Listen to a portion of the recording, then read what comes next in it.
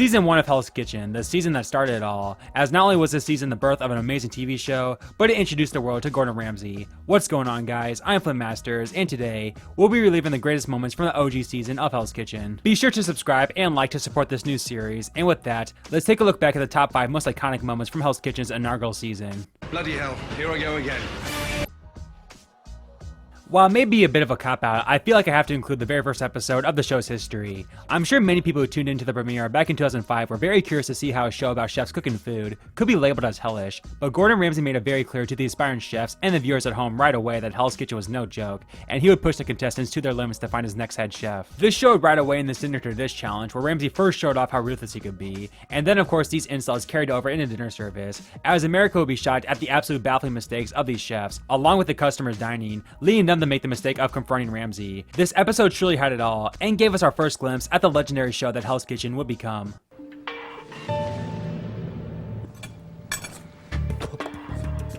That is absolute dog. And how long have you been cooking? About 10 years. What a waste of 10 years. Get back in line. Said yes, I You like do, to you eat don't? it. You I keep don't, it on I don't or like what? to eat it, Come but here, I keep let it me on tell you when I something. cook it. Come here, come here. Here we go. Talk to me. It's really not that bad, Chef. You've got a palate like a cow's backside. That is disgusting. It looks like a dehydrated camel's turd. Hold out your hands. There you go. Right, stand back. Excuse me. Does that look good to you? Why are you serving it to me? That looks like a dog's dinner. And you want to walk away winning a restaurant? So, get it in the bin. How does this look, Chef Ramsay? Yeah, what do you mean, how does this look? Hey, Andrew, I'm not going to run to you. I'm trying to run the hot plate here, saying, would you be so kind to come and talk to me? Is that clear? You come to me. Is that clear? Yes, it is. Chef. Good. Now, what was the question? Is this acceptable to you? I'll let you know. No, off. Well Chef. done. Can you just for 30 seconds? Get some olive top it on. Let's go. Just ignore these bimbos. I hurt your friend's feelings. Yes. Yeah? Yeah, Why? she's very upset because you told her off.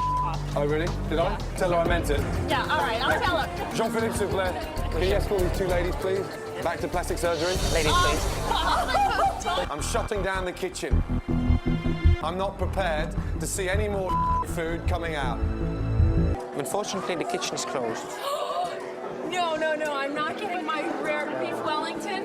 You are kidding me. The final 6 service and elimination was really a whirlwind of emotions, leading to some very interesting reactions to the eventual elimination. It started with sous chef Scott having his first true iconic angry moment, as he scolded the blue team, specifically Andrew when he caught him covering the latch to the storage room with masking tape. What are you doing? Get that tape off of there. And get the back in there. You think I'm stupid? You blew it, pay the consequences. Got it? Yes, Chef. Chef, I'm gonna break those down right now. No, you're not, because Andrew just ruined it for you because he was taping the door. When you need him, you got to come in here and get one.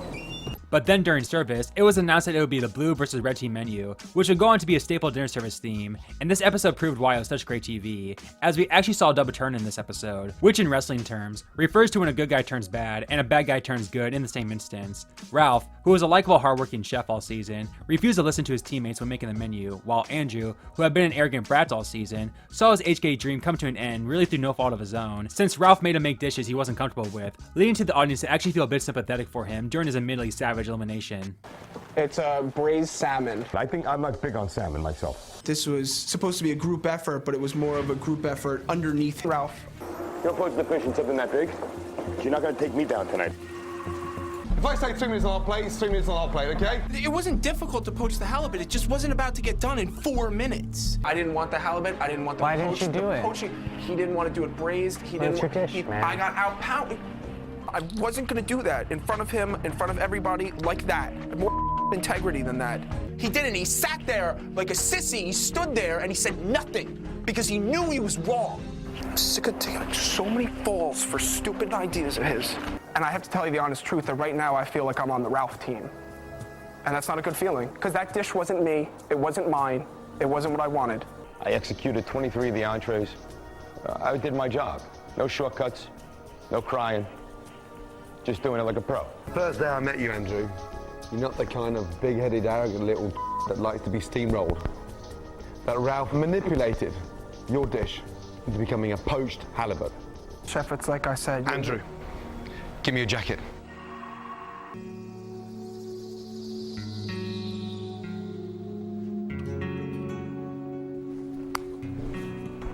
Maybe I wasn't as successful in the kitchen, but I gotta tell you, I think I had the more integrity tonight. I said what needed to be said. While season 1 was an overall good introduction to Ramsey, it wasn't really until season 2 that he took off into the rage man we know him as today. Nonetheless, he still had two very iconic moments, one with dealing with a donkey, and one with dealing with an asshole, the two stereotypes that Ramsey would absolutely own over the next 20 plus seasons. Starting with the asshole, Jeff would be the first of many chefs to let the elements get to them, and instead of pushing through service and understanding that Ramsey meant nothing personal with his insults and it was all business, Jeff called it quits in the middle of service, telling Ramsey off in the process. I was working on it. He pushed me aside to help me. Now he's blaming Michael. I'm not blaming anybody, Chef. The longer you're here, the worse you're getting. You know, you've cooked nothing exact yet. Nothing has come out of that kitchen right yet, you know that.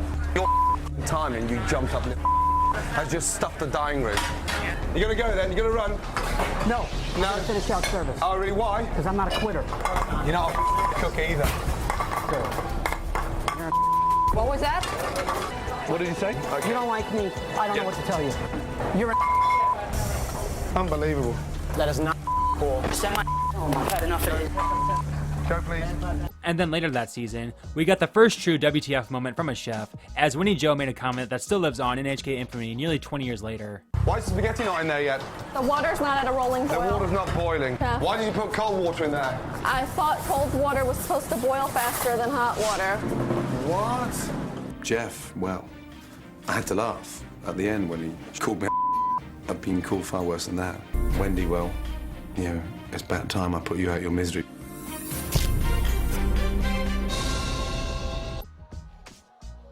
Since Hell's Kitchen is indeed so brutal, it does give the chefs a chance to grow, and in general learn so much about themselves as they push it to the limit, and oftentimes, this is what separates the early boots from the underdogs, and this was seen right away with Elsie Ramos. While not many contestants this season had much fine dining experience, Elsie had literally zero line cooking knowledge at all, and being she was a stay-at-home mom, her lack of experience and the likelihood of being the most intimidated by Ramsey, she seemed like a for sure early boots on paper. However, while she definitely wasn't perfect, Elsie fought hard in HK, winning the first best of the worst, earning a black jacket, and getting the first ever true praise from Ramsey during her departure.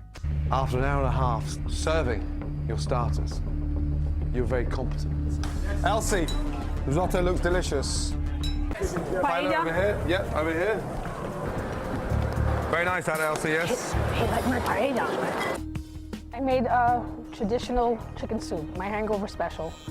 All these people have tarragon and they're using all these fancy, yeah, this is braised beef with blah, blah, blah, blah, blah, blah, blah. And I've got chicken soup. That's delicious. Thank you, Chef. A real hearty and warm, substantial soup. Elsie, congratulations. Thank you. I'd pay for that dish. You've come a long way. And for a woman that's never spent an hour in a professional kitchen, you impressed me. And behind that, you touched my heart. Thank you, Chef. Appreciate it. Elsie, I'm proud of you. Thank you. Coming into this, it was a long shot, and then I got as far as I did. I didn't win the restaurant, but I won, nonetheless.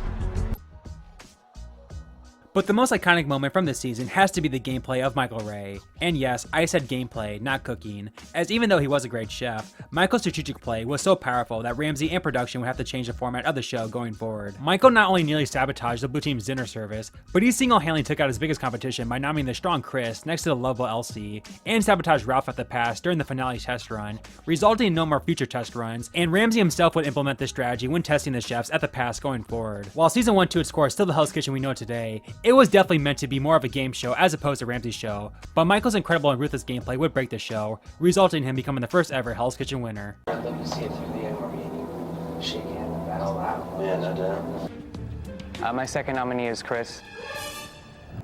Chris, give me your jacket. We're leaving Hell's Kitchen. Michael is trying to figure out how to overcome his team's bad performance in the kitchen. Dude, I'm gonna run them out of lasagna. I know what they're low on. I know what they're gonna be hurting on. Lasagna, hands down. It's a pain in the ass to make. I do recommend off of here, lasagna. I really fell in love with that. It's very good. Porticini lasagna. Okay. It was clear that the red team tried to sabotage us. We just had so many orders of lasagnas coming in. You know, they're playing dirty. I wanted to make risottos the whole night without crab. I was just seeing what I could slip past Ralph tonight. He's telling me as well, how could you call it a crab risotto without crab in On the risotto, did you taste it? Yes, I did, but I didn't. Come on, big boy. Taste it. Quick.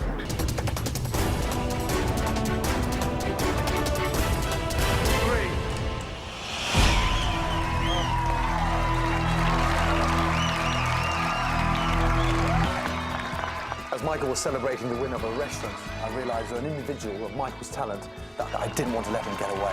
Season 2 of Hell's Kitchen, in some ways the first true season of the show that we came to love, as this is when Ramsay really began to shine as a cultural icon, going absolutely bonkers on helpless chefs. What's going on, guys? I'm FlynnMasters, and today we'll be looking at the most iconic moments from Season 2. Before we begin, I'll post some honorable mentions before getting into the top 5, and be sure to hit that subscribe and like button to support the series. With that, let's relive the best moments from Hell's Kitchen Season 2. Bloody hell, here I go again.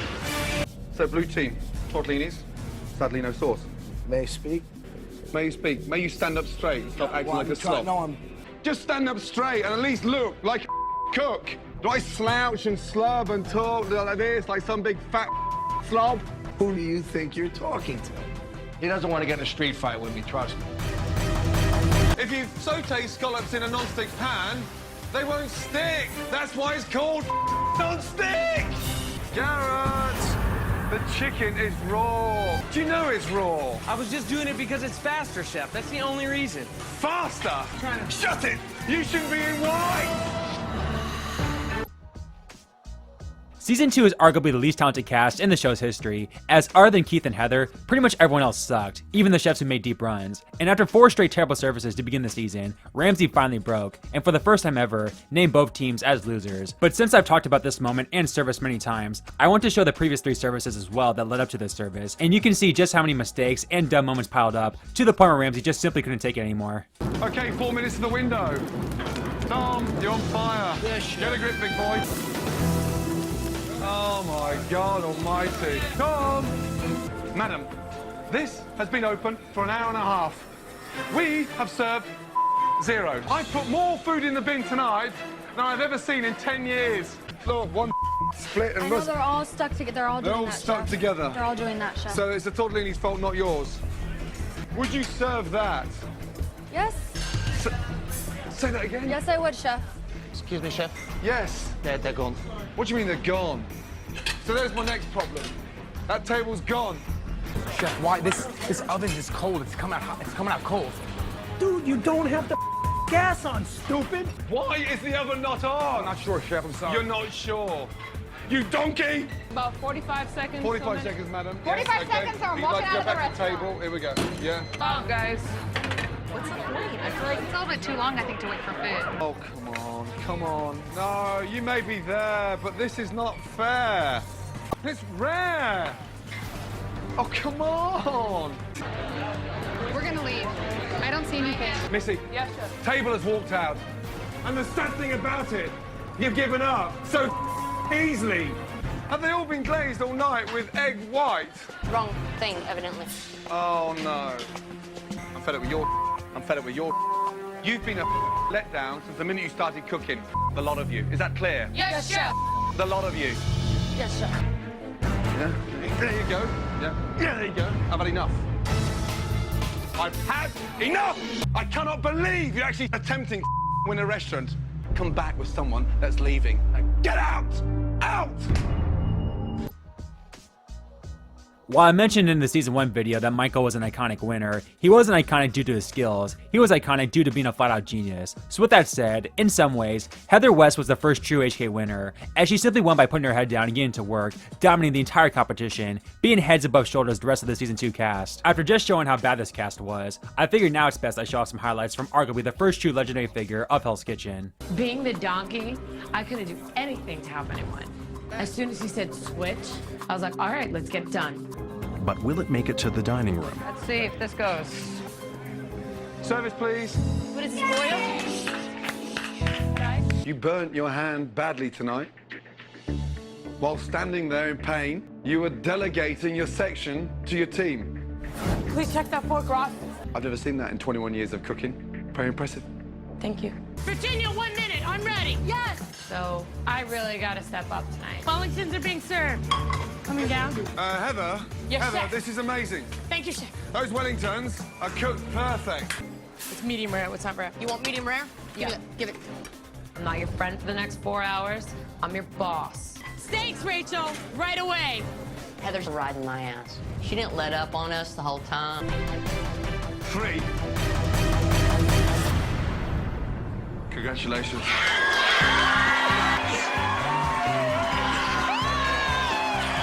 Heather clearly has great leadership qualities, and this, for a 25-year-old cook, is a phenomenon. This woman is going to be a big success.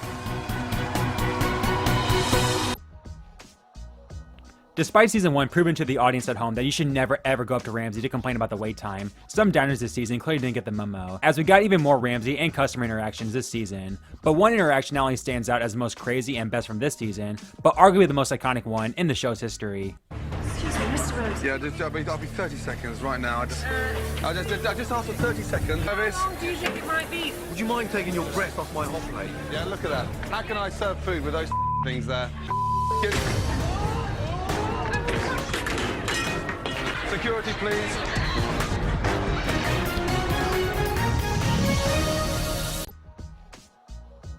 The next greatest moment came at the Final Four, when Ramsay introduced a new twist to the reward challenge, as the winner of this challenge would be guaranteed a spot in the Final 3. And as fate would have it, Virginia, a terrible line cook but fabulous challenge competitor, would come out on top, earn herself a spot in the Final 3. Or at least she thought. That same night, Virginia arguably had her worst service yet, and was stripped of her safety mid-service. But then, just when Sarah seemed like she was allowed to duke it out against Keith and Heather, Ramsay shocked everyone at the last second. A truly chaotic episode from beginning to end. Hey, handsome! The little panini sandwich with a big kick! I was totally flirting with the construction workers. Where have you been all my life? Who else wants to love it? Yeah! Half of those construction workers picked one dish as their favorite. Virginia, you're in the Final 3. Wow.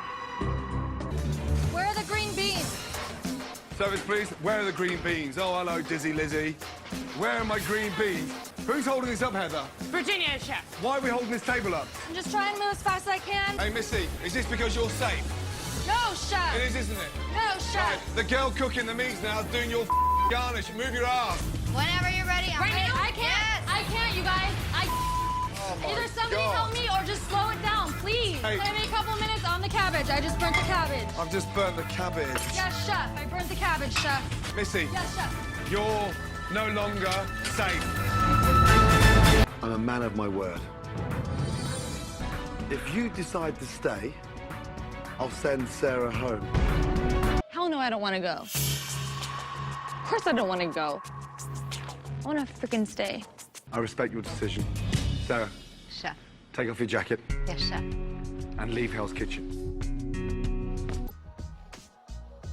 But the most iconic moment from this season comes at the Final 3, with Keith's elimination. In general, Keith's blindside was shocking within itself, as he seemed to all but guarantee the battle against Heather in the finale, especially since the only person in his way was Virginia, who, as mentioned, was very lucky to be there in the first place. But after his mediocre past performance, Ramsay simply didn't think Keith was ready to be a head chef, and in the first true Ramsay and contestant confrontation, Keith didn't take too kindly to his decision.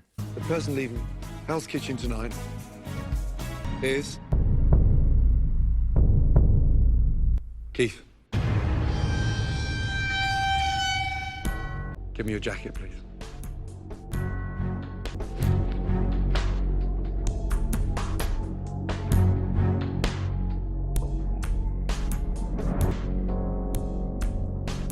So you're telling me that Virginia is a better leader than me? I personally don't think you're ready to lead. I personally think that you have for Virginia. Yeah. Why'd you have to be so rude? Cause you're rude to me all the time. So? Now, I definitely know I've made the right decision. So your attitude does stink. He doesn't like my personality, so him, because I've cooked better than all those bitches. If Keith can only lose the attitude, underneath all that, there's one talented talented cook. After the experiment that was the first 2 seasons of Hell's Kitchen, season 3 is when the show really found its footing and knew what it would be going forward. And this is when Hell's Kitchen and Gordon Ramsay really started to become a cultural phenomenon. What's going on, guys? I'm FlynnMasters, and today we'll be looking at the most iconic moments from the 3rd season of Hell's Kitchen. Be sure to subscribe and like to support the series. And with that, let's get into some honorable mentions before starting the top 5. Bloody hell, here I go again. I'm gonna toss this other one. Ladies, spaghetti? Oh, you need more spaghetti, Julia? Oh, just toss it. Let me just get it. I'll get it. Retrieved the spaghetti from the top of the garbage and washed it. I decided to serve it. Where'd you get it from? The garbage on the top. Oh, no. No way. Who in the world picks food out of the trash? You can't just do anything in the heat of the moment. Is that crab high to you? Anyone else smell that? Where's the crab? Smell that. Hey, you, don't you dare. Come here, you. Hello. Oh, God. The crab is off. It's rancid. You'll kill someone. I teach these people this every day. Okay, all right. I first. hear you. She's there, like, doing this in my face, and I'm like, But why are we arguing amongst ourselves on a night like tonight? We won't be anymore. Because we're I not know, ready but for it. I'm I'll tell you when we going are. over there. Okay, I'll tell you when we Why are you pushing me? I've never seen girls bitch so much. Hell's bitches. In the previous 2 videos, I've talked about the winners and how Michael Ray and Heather West were both dominant winners in 2 very different ways. And while Rock Harper was indeed a dominant winner as well, I won't be talking about his cooking skills for this list, as I'll be looking at a character moment. At the final 7, the teams would compete for the reward of a photo shoot for In Touch magazine. The blue team lost, and Rock was extremely angry, feeling like the blue team never had a shot at this reward since women in a photo shoot was obviously more appealing. And safe to say, he let his anger out during the punishment. Chef Ramsay tells us that, they get to go to In Touch magazine, and we have to dig through some trash. Thank you for being a man. Thank you, Chef. I guess I'm not a man. I'm pissed off. That was the dumbest decision I've seen. That was bull. You can go everywhere and get a lobster soup, a grilled bull salad with some apple. Originality. Be creative. What the is original about a crab and lobster? This. Nothing. I've never seen Rock that man. Never.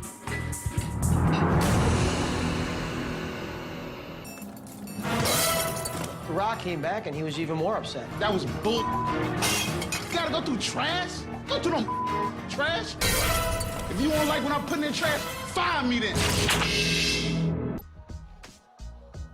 While this next one is a bit sad to talk about, I feel like I have to discuss it when talking about season 3's most memorable moments, and that is Aaron's medical evacuation. Aaron was an absolute goofball, and you couldn't help but love the guy, but this made it all that much more heartbreaking when he was forced to be removed from the competition after his ongoing health problems caused him to pass out in the middle of a punishment. While Larry the previous season was actually the first to be evacuated, this was the first true instance for the fans at home watching that HK could indeed take its toll on the body, and still lives on as one of the most scariest and saddest moments in the show's history.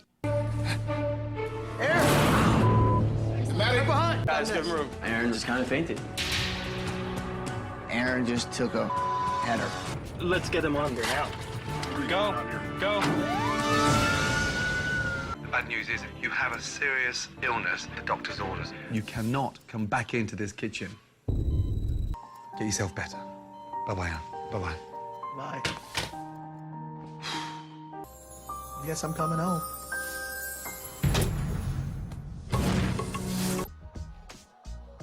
The first true downfall to ever occur in Hell's Kitchen came from Melissa. Melissa was a clear favorite to win early on, having the best signature dish, winning the best of the worst on premiere night, and being in the prime of her life. She was an on-paper perfect winner candidate. However, she would absolutely tank in the middle part of the season, as the stress and elements got to her, to the point where not only did her cooking skills fade away, but her looks did as well, leading to the first elimination in Hell's Kitchen history, to where Ramsay didn't even give the chef a chance to plead their case.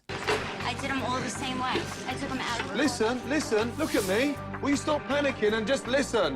They're all black. Yes, chef. They've all oxidized, Yes, chef. and it's gonna poison somebody. 4 ribeye, 2 chicken, how long? 4 minutes. 4 minutes. Yes, chef. I want the lettuce to be done. Well, I thought you said 4 minutes. Guys, you still need 4 minutes? I can go earlier. We're waiting for you. Yeah, I'm ready. I'm ready. 4 minutes. What is she doing? Fish King, come here, you. There's the monkfish. Overcooked? That's over, chef. Oh, you don't know that's overcooked? Sorry, chef. Melissa was nervous. I could see it in her eyes, and she fell apart. Melissa, Yes, chef. step forward. Take your jacket off and get out of Hell's Kitchen. You, madam, have had more chances than anybody. Good night. While Elsie was definitely a fan favorite underdog in season 1, Julia this season took that to a whole new level, as she was a clear outlier being a short order Waffle House cook who had never been to culinary school, competing against chefs who had been in the line cooking world for years. Heck, her own freaking teammates had literally no faith in her, making her a clear outcast just based off perception alone. But Julia would hang in with the competition, even having plenty of standout moments, and while she would fall just short, Ramsay went above and beyond in his final words, at the time, giving her the greatest prize a non-winning contestant had ever received. Like an ahi tuna. What is ahi tuna? I'm worried about Julia because she's a Waffle House person. I mean, you need to be fine dining, you know? None of them were my influence. I mean, I really wanted to do, steak and shrimp. So you want to change that and put a steak and shrimp on there? Do it. Okay. Okay. Steaks, please. Woo, that's hot. Steak's amazing, no? Keep it going, Julia. You're doing a great job. Sometimes I do know what's best, although I'm not culinary arts. Julia, tell them what to do. We just need bacon, sausage, hash browns. These can go. We can go ahead and set the plates up, and by the time we do, it'll be ready.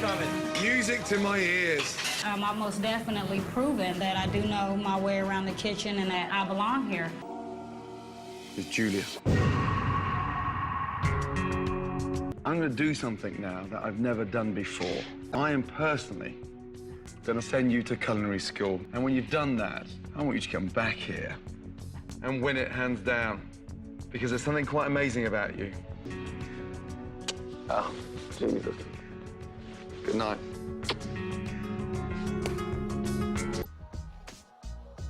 The most iconic moment of season 3 though is a pretty easy one, as for the first time ever, we saw a chef have a service that was so bad that Ramsay had no choice but to eliminate them right then and there, and this still remains as one of the most iconic moments in Hell's Kitchen history. I'm working apps tonight. I am 100% confident in myself to get the team started off with a bang. Why is the risotto on? Why haven't you got one away? That's been on there for 4 minutes. These were on there earlier. They're going away.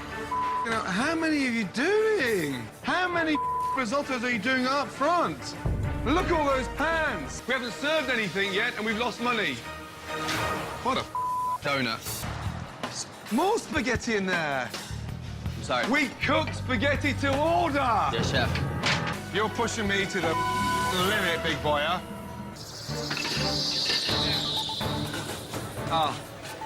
Come here. Come here, you. What are you doing? Just what the are you doing? Sorry, chef. Yeah, do me a favor. Yes, chef. Take that off and get out of here. Get out! Leave the jacket and get out! Get out! Give me the jacket. You used to suck it. Get out!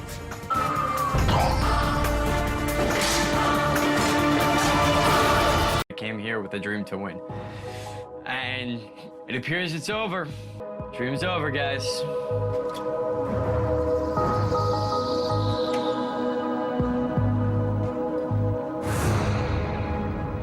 Season 4 of Hell's Kitchen, an interesting season in the show's history, as it's kind of its own season in between the old school and golden era of the show. This was the first season to have more than 12 contestants, and thus, we got even more episodes, which in turn means more iconic moments to choose from. What's going on, guys? I'm FlynnMasters, and today, we'll be looking at the top 5 most iconic moments from Season 4 of Hell's Kitchen. Be sure to subscribe and like to support the series, and with that, let's take a look back at some honorable mentions before beginning the top 5. Bloody hell, here I go again. I'm just gonna keep giving you 100%, chef. Every day. I'll give you 125%, chef. I don't know percentages, but just over that. And there's someone here that I just don't believe in. Person leaving Hell's Kitchen is Sharon. Come here. 2 services, you haven't convinced me that you can cook. Take off your jacket and leave Hell's Kitchen, please. Raw quail egg, lime zest, olive oil, scallops, caviar, and grated white chocolate.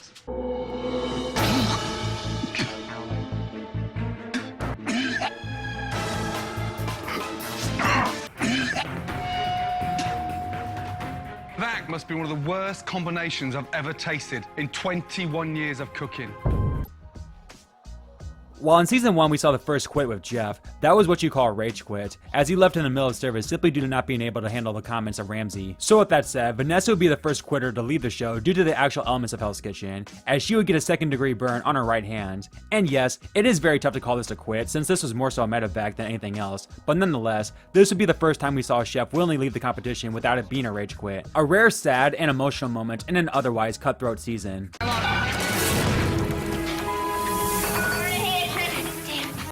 I burned myself. There was oil in a saute pan, and when I picked it up, it poured all over my hand. Oh, that's starting to hurt. Oh, watch out for me. It's really difficult to not be able to bang out prep with everybody else. And I don't know what the hell I'm gonna do to get through service tonight. I would like to talk to Chef about it. So, the choice is yours. To leave Hell's Kitchen or to stay. Yeah. If I can't be here 100%, Chef, I don't want to be here. Pack your stuff. Leave Hell's Kitchen. Yeah, Chef. Thanks. I made my choice. My team is better off without me than with me. Good luck, guys. Hell's Kitchen is an immersion in fire, and it's too much for me. In the first 3 videos of this season series, I've covered good and bad moments from the winners. However, I think it's only fitting we give one of the best runner-ups in the show's history some praise for today, with that of course being Petroza. Petroza during the 5th service, when after Leros overcooked the steak, Petroza was able to fool sous chef Scott by slicing the edges off the steak to make it look ready to go. So not only is Petroza a great cook and beyond likable, but he's a genius as well. This is our chance. So I had to slice a sliver off it. He sliced that paper thin, and I looked at him and I'm like, are you serious? But damn, do you see the color on that steak? It was straight medium well. Okay, LaRose, where's that beef? Here's the beef. Much better. That was the most ghettoest thing ever in possibly kitchen ever. You know? You do what you gotta do in the kitchen, right?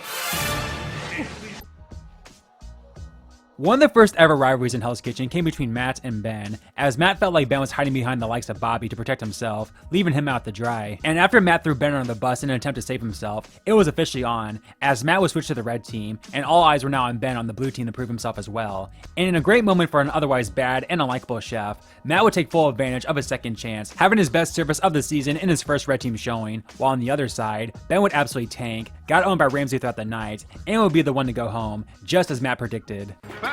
Sir! Yeah, quickly, yeah? Just touch that, you can actually see how pink it is already.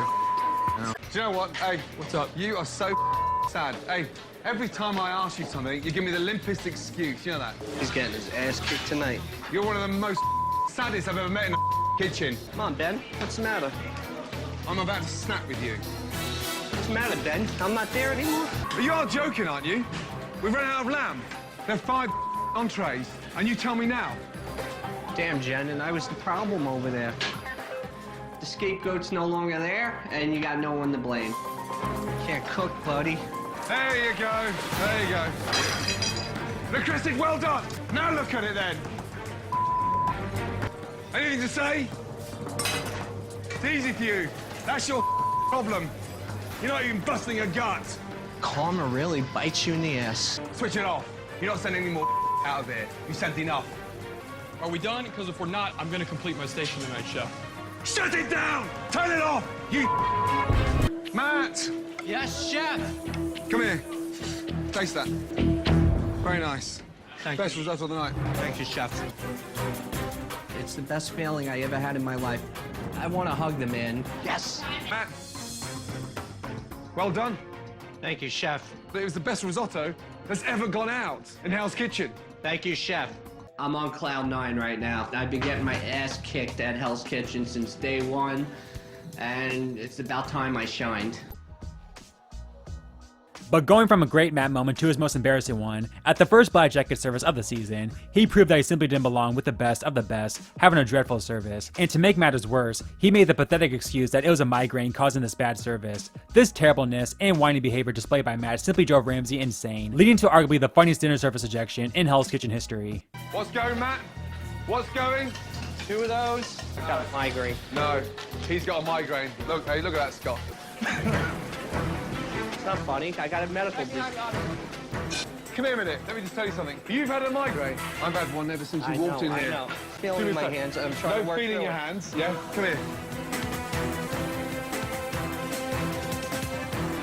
Go upstairs to the dorm and lie down, yes? I want to work through it. Get out! Get out!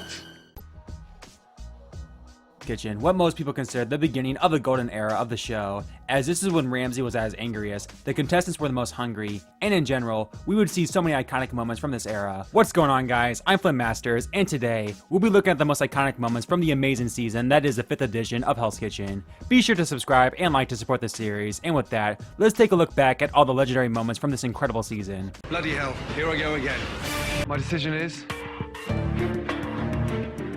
Chef, I'd like to volunteer. Colleen, Lacey, both of you, get back in line. Thank you, Chef. Get back in line. You, madam. Yes? Have been phenomenal. Thank you, Chef. Due to the circumstances, it's not fair to continue going on under that amount of pain. Keep hold of your jacket as a symbol of courage, pride.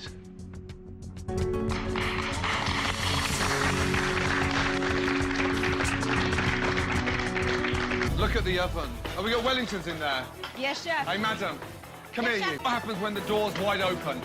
The oven gets cold, Chef. Okay, what else is in there? Oh, Wellington, Chef. I was not leaving the oven door open. I don't think I did. But I could have. What is he doing? I've just watched you wipe your face and then wipe a pan. Where's your cooking cloth? I'll have to get my job. Brilliant. Come on, Ben. Where are they? Right here, Chef. Just hurry up! Chef Ramsay yells so much that it becomes a very difficult thing to produce. It's hot pan. Yeah, that's what's called hot. Leave it, then leave it! Chef. You go, I'm good, I'm brilliant. I'm from Chef. Chicago. Hot. Yes, you can't Chef. even get curry hot. Do you know what? Do you know your biggest problem? Well, always been a downfall of your career. You're full of... There's really nothing that I can do to please Chef Ramsay, and I'm slowly but surely being able to accept it. You dirty pig! Get out! Get out! After the iconic moment that was Josh's ejection in Season 3, we surprisingly wouldn't get one in Season 4 despite it being such great TV. So Ramsay would make up for that this season, as he would eject 2 straight contestants in back-to-back services. The first one would be Jay, as the poor guy had one of the more forgotten downfalls in Hell's Kitchen history, followed by Lacey, who simply gave up at the final 9, with Ramsay putting both of the two out of their misery. Jay! Where's the other scholar? Right here, Chef. Have you seen this disaster? Have you seen it? I have had enough. What is that?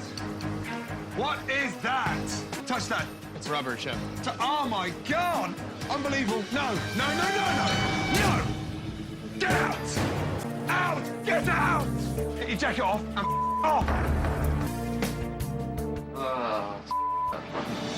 What is that? I don't know, Chef. It's not good enough! Get out! You're not good enough! Madam, look at me. Let's be honest, you're done. Give me your jacket and leave Hell's Kitchen. And go in there and say goodbye. Thank you for everything. There's a small violin just for Lacey.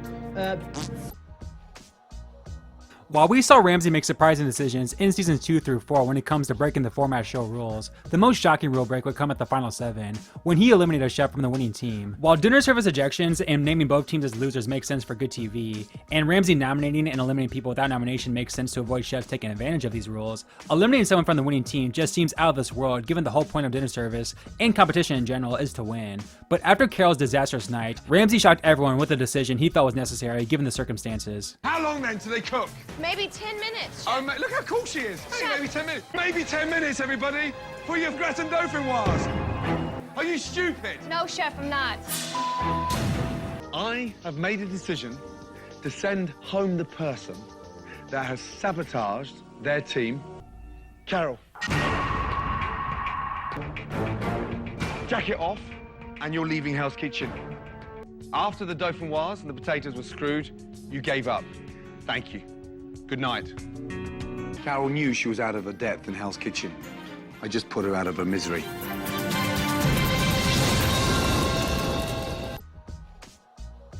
In a season full of crazy moments with Ramsey's rage being the center point of it, it was his moment with Robert that really showed America what a good soul he was deep down, and his angry chef persona was really more so for the camera. In one of the first true human moments in the show's history, Robert would confront Ramsey about being called Bobby, which was the name of his abusive father. Again, not only was this emotional, but a great, and for that matter rare human moment in Hell's Kitchen. Bobby? No answer. My father's name's Bobby, and I had a up childhood. Every time I hear that, it brings you back.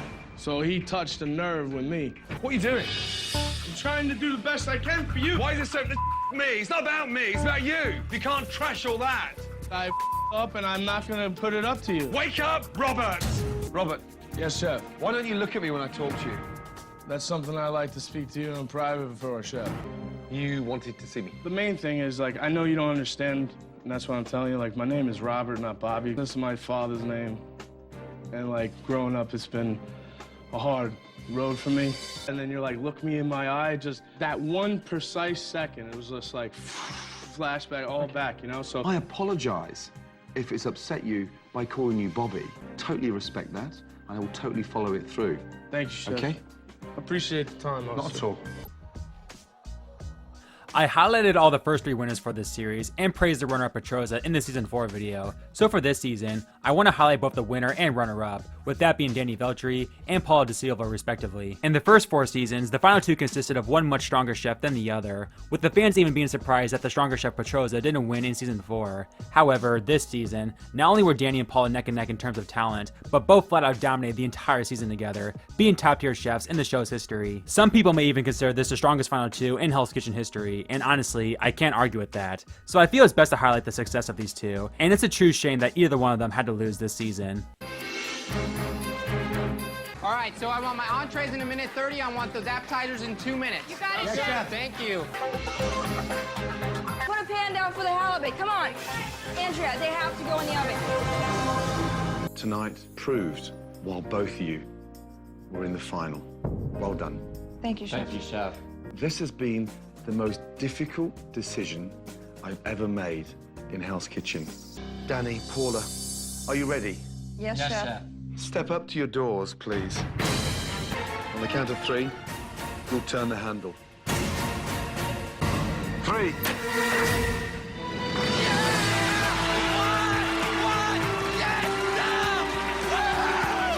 Well done.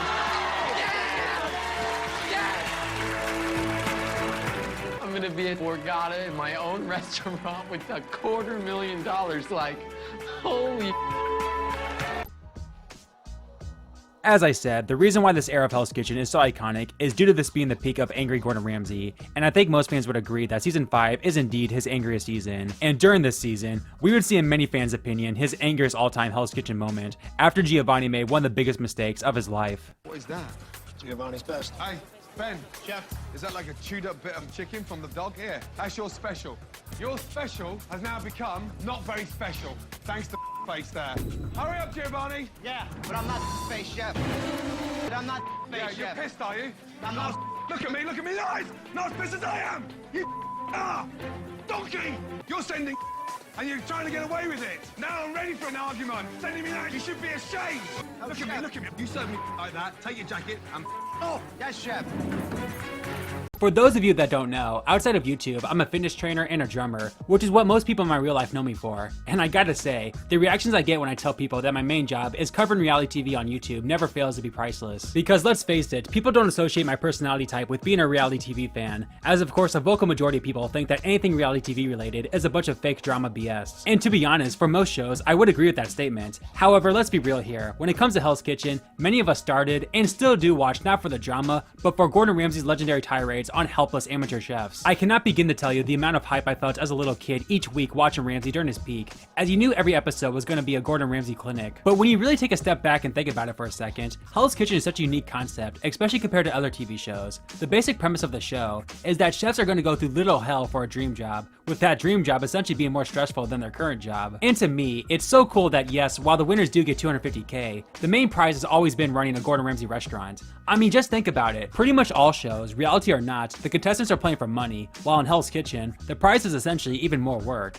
But again, that's what makes HK stick out, as instead of people trying to enter shows to get famous, win money, and quit their 9 to 5, these chefs are going through 6 weeks of hell that will live with them forever in order to pursue their dream. No wannabe influencers, no 50 minutes of fame, just strictly a group of people who have a passion for cooking and are willing to do whatever it takes to make their dream life come true. To me, no other TV show has quite as cool of a concept. So when you combine the iconic Gordon Ramsay, the passion shown by the contestants to the absolute extreme, and the unique concept of the show itself, there's a reason why Hell's Kitchen is so popular and still going strong 21 seasons later, despite relatively no change in the show's format. But like all shows, some seasons aren't going to be as good as the others, and of course, some people just might not vibe with the show at all. I mean, I can't imagine anyone would want to stick around watching Hell's Kitchen if they started with a season like 10 or 16. However, there's one season of Hell's Kitchen that I not only think is a must-watch for any Hell's Kitchen fan, but a must-watch for any reality TV fan in general, and that is its 6th season. And no, this isn't just me saying that you should all watch Hell's Kitchen's best season. In fact, if it wasn't for a certain outcome, I personally wouldn't even have this season at the top of my rankings,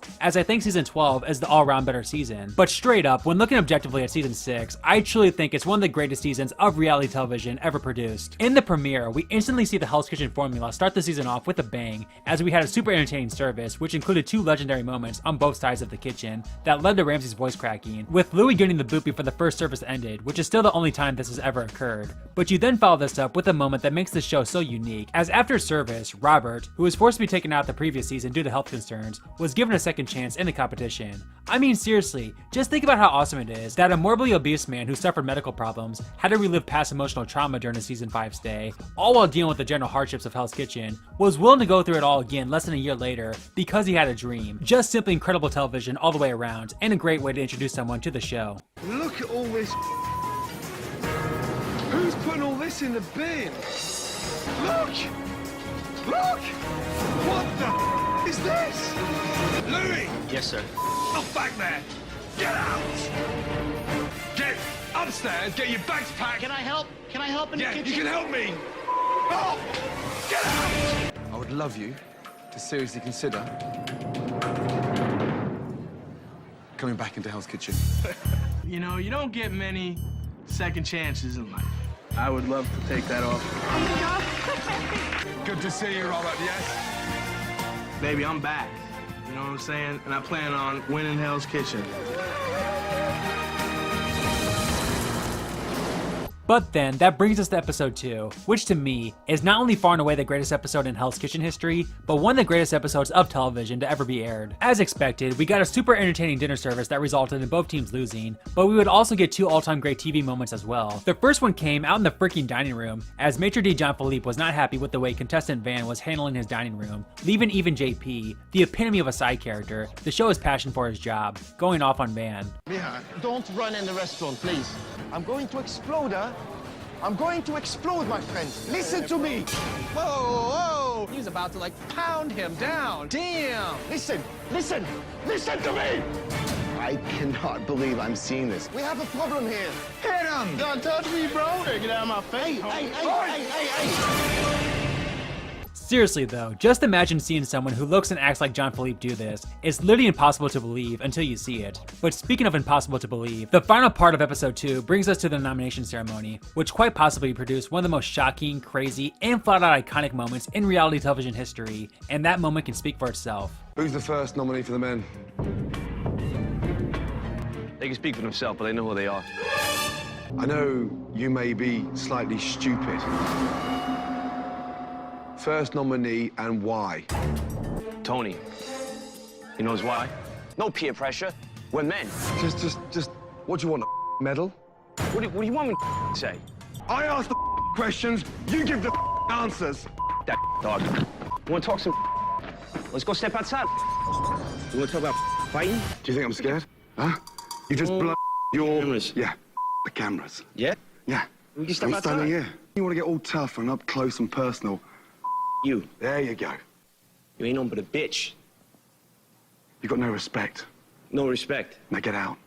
All yours. You heard it? Watch the step. What an idiot. Total shame.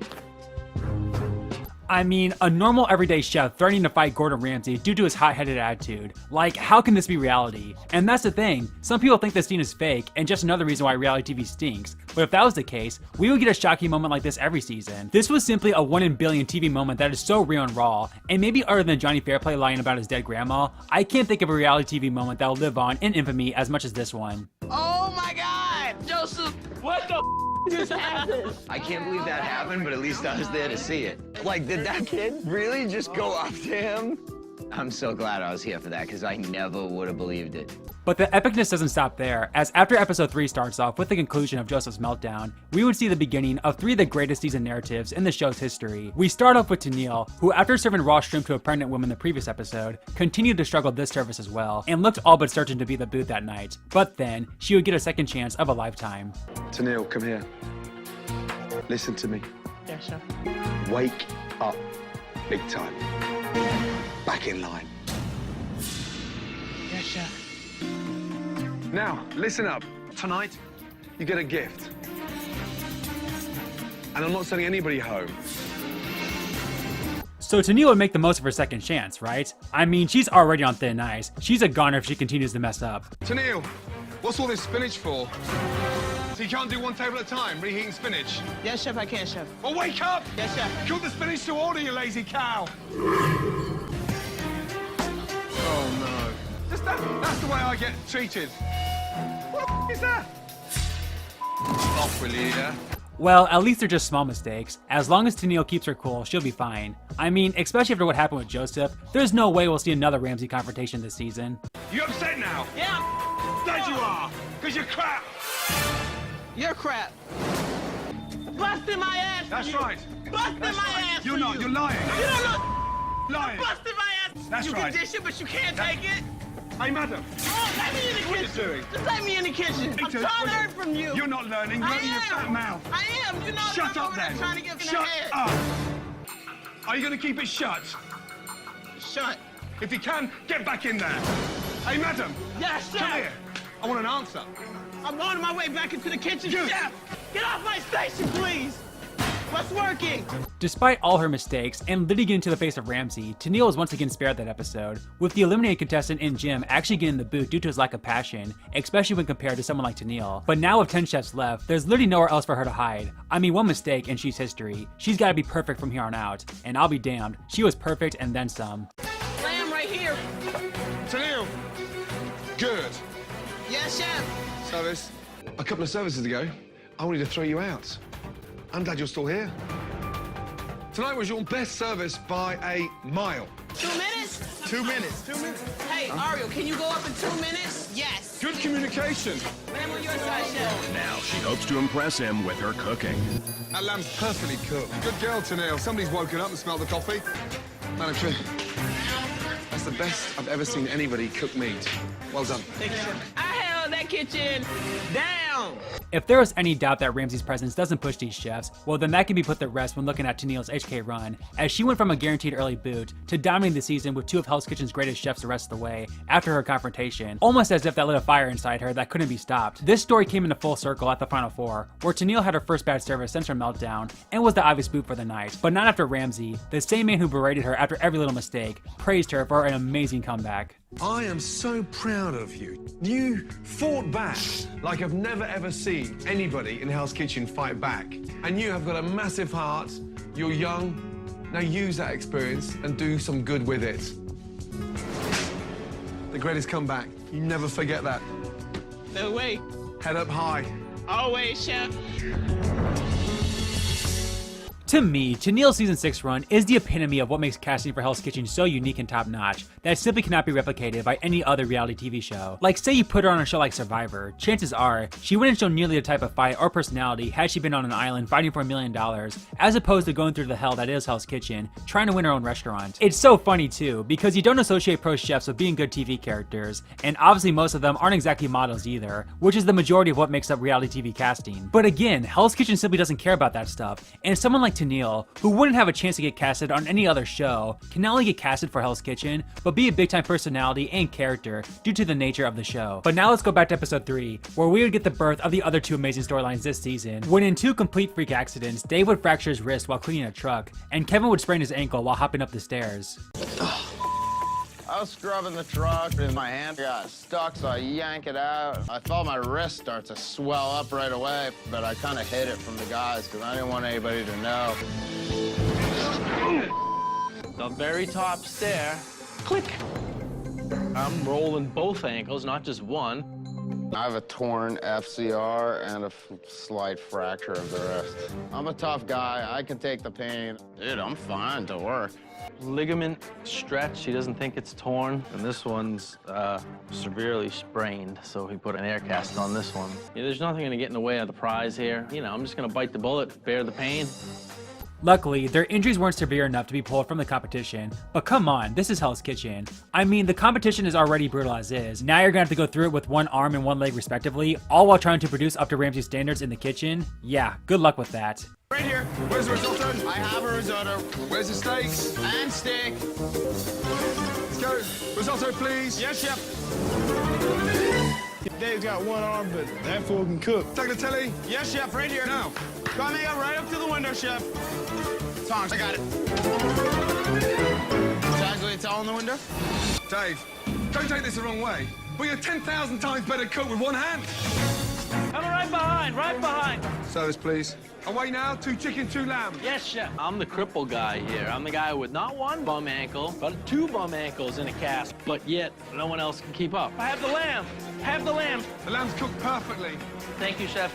So not only did these 2 men survive the entire competition with injuries, but they're able to dominate the entire season, making up the final 2. Again, the level of determination and passion you need to have to go through the elements of Hell's Kitchen fully healthy is already commendable, but to do it while nursing an injury, that's just insane. I mean, this literally sounds like something straight out of a movie script, and yet it wasn't scripted, which is what makes this so incredible. 2 chefs who just so happened to get injured within 30 minutes of each other not only battled through their injuries, but both made it all the way to the end, cementing themselves as HK legends in the process, and ending this classic season with a battle of Goliaths. Congratulations. Both of you have gone to hell and back to get here. And you so deserve to be in the final. Personally, I am so proud. You guys have done so well. In my eyes, you're both winners. Thank you, sir. 3.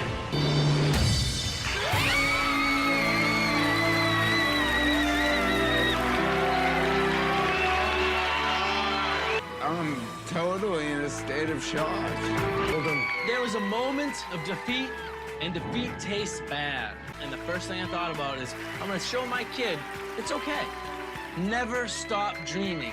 I've been in so much pain for so many weeks. I wouldn't change any of it. I'm just so grateful to have earned Chef Ramsay's respect. That means more to me than anything else. The winner of Hell's Kitchen, Dave! Let's also not forget about all the other great moments and characters we got from this season. Van is an all-time TV personality who could go from fun-loving to intense in a span of seconds when it came to his dream being in danger. That almost punched JP. I think you need to be up there. You, Jim? Bro, almost punch a waiter in front of the dining room. I'll punch you in your face. Van. Yeah, chef. Plastic. There's no excuses, chef. 20-something years in this business. You can spot talent. Do me a favor. Get back in line. Thank you, chef. You have the fun rivalry of Tennille and Suzanne, Robert's incredibly fun nomination plea with his 2-season arc hanging in the balance, Ariel going from not quite ready to hang with the big dogs to winning season 18 in dominant fashion, Amanda and Andy having fun underdog runs, and of course, pretty much every service was entertaining in some way, as season 6 was Ramsay at his peak. And even if you don't care about anything else in this video, you always have 2009 Gordon Ramsay to look forward to in each season 6 episode. Do me a favor. You and you, off upstairs. Get out! Both of you! Get out! Look at that. It's like a bison's penis. What is that? I've never done that. No one's ever pushed me that far to actually just disappearing in my own restaurant. You, off, will you? Get out of it. Just get out. But before we end off this video, I just want to say that I'm no reality TV expert. I mean, pretty much all I watch is Hell's Kitchen, Survivor, and Big Brother, so it's obviously a bold statement to say that season 6 of Hell's Kitchen is the greatest reality TV season ever created. Heck, like I said, it's a borderline top season for me within the series, much less all of reality television. But again, objectively speaking, I truly believe when you factor in everything from the shocking TV moments that seem almost too unbelievable to be real, the incredible storylines that will keep any viewer with any appreciation for storytelling glued, while also giving first-time viewers newfound respect for Hell's Kitchen contestants and chefs in general, and the general concept of Hell's Kitchen that already makes it stand out compared to other shows, the 6th season of this series really does have everything you could possibly ask for. I guess another way to put it, if you had to pick one season to get a reality TV hater hooked to a show, Hell's Kitchen season 6 would be my safest bet, as I imagine the binging of seasons would begin shortly after this viewing experience. But anyway, thank you guys so much for watching this video, and let me know in the comments what you think about season 6, and if you agree that it is indeed a reality TV classic. If you enjoyed this video, then please help out the channel by liking and subscribing, as if there was one video I would love to get into the algorithm for HK and non-HK fans to see, it would be this one. So with all that said, take care everyone, and I'll see you next time. And I've got one more thing to say to you. I'm nobody's bitch. Season 7 of Hell's Kitchen, arguably the last season of the golden era, as even though the season isn't quite as iconic as the seasons prior, it still has plenty of great moments. What's going on, guys? I'm FlynnMasters, and today, we'll be looking at the top 5 most iconic moments from Hell's Kitchen Season 7. Be sure to subscribe and like to support the series, and with that, let's take a look at some honorable mentions before beginning the top 5. Bloody hell, here I go again. Oh, what is that there? What does that say? You went to school, right? No, chef. What were you doing? Came to America because my family needed money. Thank you for being honest. I always being honest, chef. Just take your time. Don't out of here. You made a bad decision. That was not cool. Don't me because you don't understand me. Don't sit around and plot. We don't do that where I'm from. You don't think this carries over to the kitchen? Get the out of here. You're ridiculous to work with. Look at you. I'm not the weakest up in there. I am not. That ain't me. Oh my God. Jason just got out of control. I could break this chair right now with my hands. Get the fries out there first, then put your chicken in there. Yes, chef. Thank the you. fries wasn't done, chef. Get the... Listen to me, Jason. I'm listening, chef. Then do it then. Do it. The talent in the first 6 seasons was obviously pretty bad to begin with, and of course the first service is going to be worse than the later ones, given it's these chefs' first time in Hell's Kitchen working together. And unsurprisingly, the first 6 opening nights ended with diners leaving Hell's Kitchen hungry. So with this in mind, Ramsay made it clear that they're going to complete this opening night no matter what. And despite the constant mistakes and having to kick out nearly half the chefs, Ramsay's guarantee would come true, as opening night dinner service would finally be completed. More in the oven, chef, right? Oh, leave me alone. Okay. Leave me alone. Put your fingers on there. Cold, chef. It's like cold cream on a hot steak. You think it's funny? But you're right. Right. What's funny then, Maria? Chef, nothing's funny. You're not laughing, no? I'm seeing things. Hey, come here a minute. Yeah. Fran, come here. You, come here. Hey. You. Off out of here. We'll finish the service. Get out. How long? He's not even listening. Hey, do me a favor. Come here, you. Hey, you as well. You and you. Off, will you? Get out. Piss off. How long? 3 minutes. 3 minutes now. Why are you jumping all over the place? 5, 3. Tell me. I'm not sure how long it's going to take. You're not sure? No, chef. Madam, come here. Yes, chef. Do me one big favor. Off out of here. Join the rest of them. Kind chef. Chef Ramsay is hoping all the dead weight is gone. Halibut's raw. Mikey. Yes, chef. Come here. Again. Raw halibut. Take that. Yeah? Do me a favor. Oh, get out. All of you, come here. Hurry up. You guys are useless. But I am not going to shut this place down. Work together. Double up. Yes, chef. I am not giving up. You under the pass? I'm ready on the Wellington. Let's go. Come on. Go. Our stable guys. Wellington's ready. Coming down, coming down. Switch it off. Let's go. Yes, chef. Despite being one of the 9 chefs to do the unimaginable and complete the opening night dinner service, Andrew would completely rage quit the following service after one mistake. After Ramsay rightfully called out his mashed potato error, Andrew wasn't having any of it, as he literally thought he knew more than the Michelin star chef. And after Ramsay chewed him out, Andrew unbelievably quit right then and there. Don't add it! Oh no! Why? Come here, you idiot! Let me explain why. Yes, please do. You put the thick stuff in, you add the runny to it. That was a brilliant idea, Chef.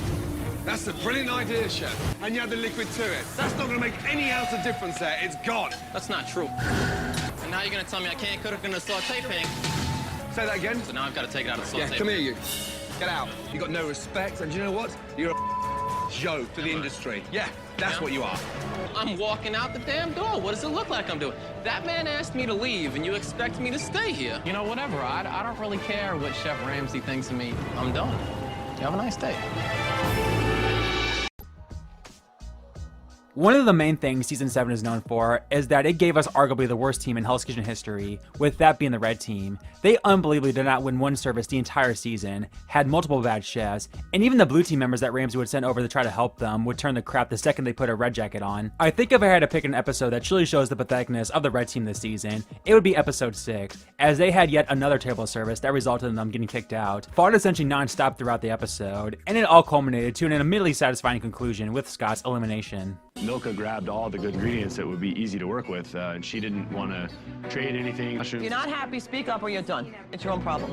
Scott, so annoying. Oh, I didn't get what I wanted. Then you should have said something. This is getting really depressing. Sick losing. They're overcooked, Fran. Come here. They're rubber. This is shambolic. It's a disaster. Oh, I don't know where to go. I can't take it much more. Just put it down and touch it. Are you colorblind? No, Chef. All of you. All of you. That's you, Bitsy. Is that the best roast chicken? And is that the best beef requested mid-rare? Chicken stripe. Where's the gratin on top? I got pulled off. It was on there before. No, it's not me. Look at me. Is that the best? No, Chef. Do me a favor. Off, all of you. Get out. Off. I would love to stand. Get out. Out. Get out. I feel like I'm the best. Absolutely not. You just take over and say, oh, well, I did this, I did that. Because we've been doing it before you. None of you guys work in fine dining restaurants. You could have surprised us the way you produced too the last 2 Thank days. you, Fran, yeah. Yes, Injure your hand a little bit and you get treated like a little princess. Oh, yeah, okay. Wow. Great teamwork there. I can accomplish I can't take it anymore. Scott, give me a jacket. I kept waiting and I waited and waited, but it didn't happen. Good night. Good night, Chef. Sous Chef Scott has always been an underrated part of Hell's Kitchen, as he knows this isn't his show, and lets Ramsay do the work when it comes to insulting the chefs. However, every once in a while, he'll lash out at the contestants as well, and arguably his most famous outburst came at the final 6, when Benjamin made one of the biggest mistakes of his life and tried to take over Sous Chef Scott's job. Next pickup. 2 chicken. Hey. Let me tell you something. You think for 1 minute you're gonna start running this past? You think you can put up with all this? No, Chef. I know you can't. Now get the over there and don't ever come up to my pass again and try to take my place. You got it? Yes, Chef. Get over there. Chef Scott ripped him my this big. That totally sucked. But without question, the most iconic moment from this season is one of the most iconic moments in the show's history, with that being Nilka's ejection. Labeled as the mother of all meltdowns, it truly did live up to the hype, as Nilka went from being a very consistent chef all season to having a service so bad that Ramsay had no choice but to eliminate her on the spot. This moment in some ways ended the golden era of Hell's Kitchen, and man, talk about ending with a bang. Well, for the audience that is, not for Nilka. That's raw, Nilka. It's raw. I gave her the piece of fish to put back in the pan. Talk about giving up. Nilka. Yes, Chef. The lobster is raw. Come here, madam.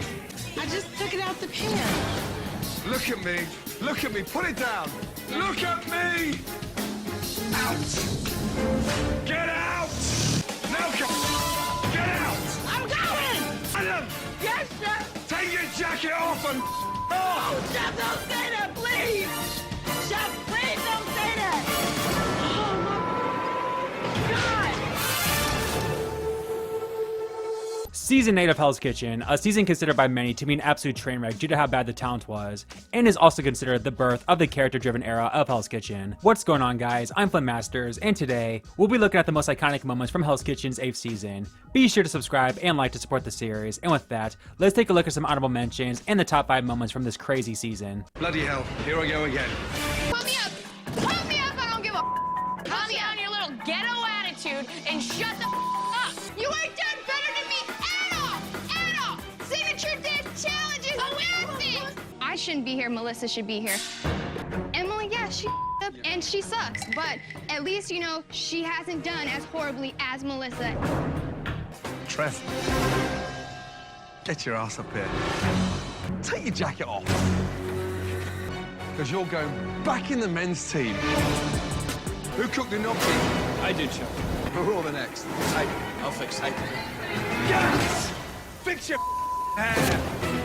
That is raw. Okay, can I send this one? Get out, Russell! Get out! Sauce is ready. Get out. Chef. Get out. Why? Because the halibut's raw. That's why, Chef Rob. The whole service just fell on my shoulders. I'm ready. Gonna have to push the fear down and fight through it. Good to know. Ooh la la la la. Well done, Trev. By the end of service, I had one chef left in your kitchen. Best of the worst tonight? You, Trev, last man standing. Glad you're back on the men's team.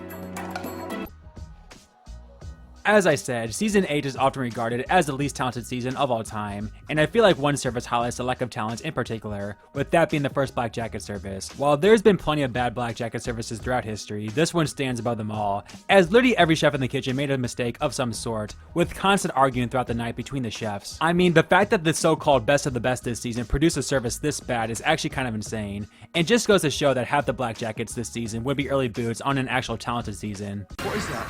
Sabrina!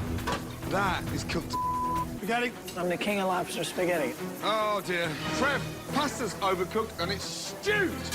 Man, it's so hard to recover once you get off to such a horrible start. We should be better than that. Start the spaghetti, start the spaghetti. I got it. No, start, you got it. It's in. 4 minutes. That pasta's gonna cook in 4 minutes, Trev. There's pasta in the bag. Stop yelling. Hey, I'm the one that's waiting for food from you. Get your together and cook a pasta. 3 salmon. What is all that water? Gail's version of grilled salmon. Wellington. Oh dear. It's raw. We're supposed to be the best chefs. It's embarrassing. I can't take any more. I can't do this. It's not fair on me, and it's not fair on them. Get out! Off. Yeah, that's right, get out! Get out! So after talking about a terrible team performance, I think now it's time we talk about the worst of the worst when it comes to individual performances this season, if not one of the worst individual performances of all time, with that being the insane mistakes of Melissa. In the episode 5 service, she would overcook 23 fillets before the appetizers were even done, and then the following service, she would ruin so many scallops that the kitchen would run out of them. So Melissa single-handedly screwed up 2 straight services in 2 separate kitchens, wasting hundreds, if not thousands of dollars of food in the process. Again guys, this season is an absolute train wreck. Melissa? The chef. What is that? We sent 3 tables of appetizers, and you're sticking all the beef in the oven. 1, 2, 3, 4, 5, 6. Oh my God. 7, 8, 9, 10, 11, 12, 20, 21. What the hell are you doing, lady? There's 23 on board, chef. So what? Why are you cooking them now? Scallop salad, how long? I'm all out of scallops, chef. What? I cooked the out of all the scallops. I the team, chef. Just come here, all of this Yes, stuff. chef. Take the plate, pass it round. 7 pounds of scallops. Melissa must have cooked about 10 pounds of scallops, all cooked off for the garbage. I think we all knew we were in for a train wreck season when we saw a signature dish so bad that some could argue it even tops Matt's exotic tartare, with that of course being Antonia's gumbo. I think what makes this so funny is that poor Antonia was so convinced her dish would be good, only for Ramsay to literally throw it up, berate her dish to the other chefs, and instead of picking the best dish to break the tie, Ramsay named the red team as losers due to Antonia's terrible dish. Absolutely brutal. What is it? It's a Mardi Gras gumbo. Oh, God. Fried gumbo, it always gets eaten, and everybody loves it. It's gonna be good. Oh, excuse me.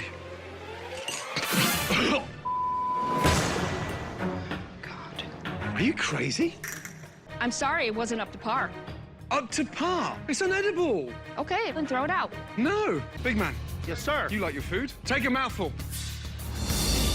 Pass it along. I would have rather had a cat in my mouth than have eaten that any further. Vinny, what was that tasting of? A big bowl of mud.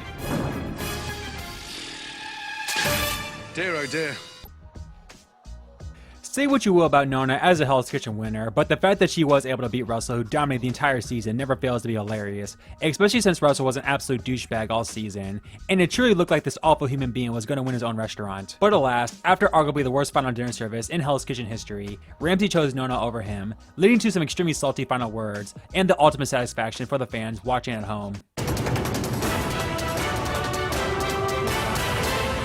3.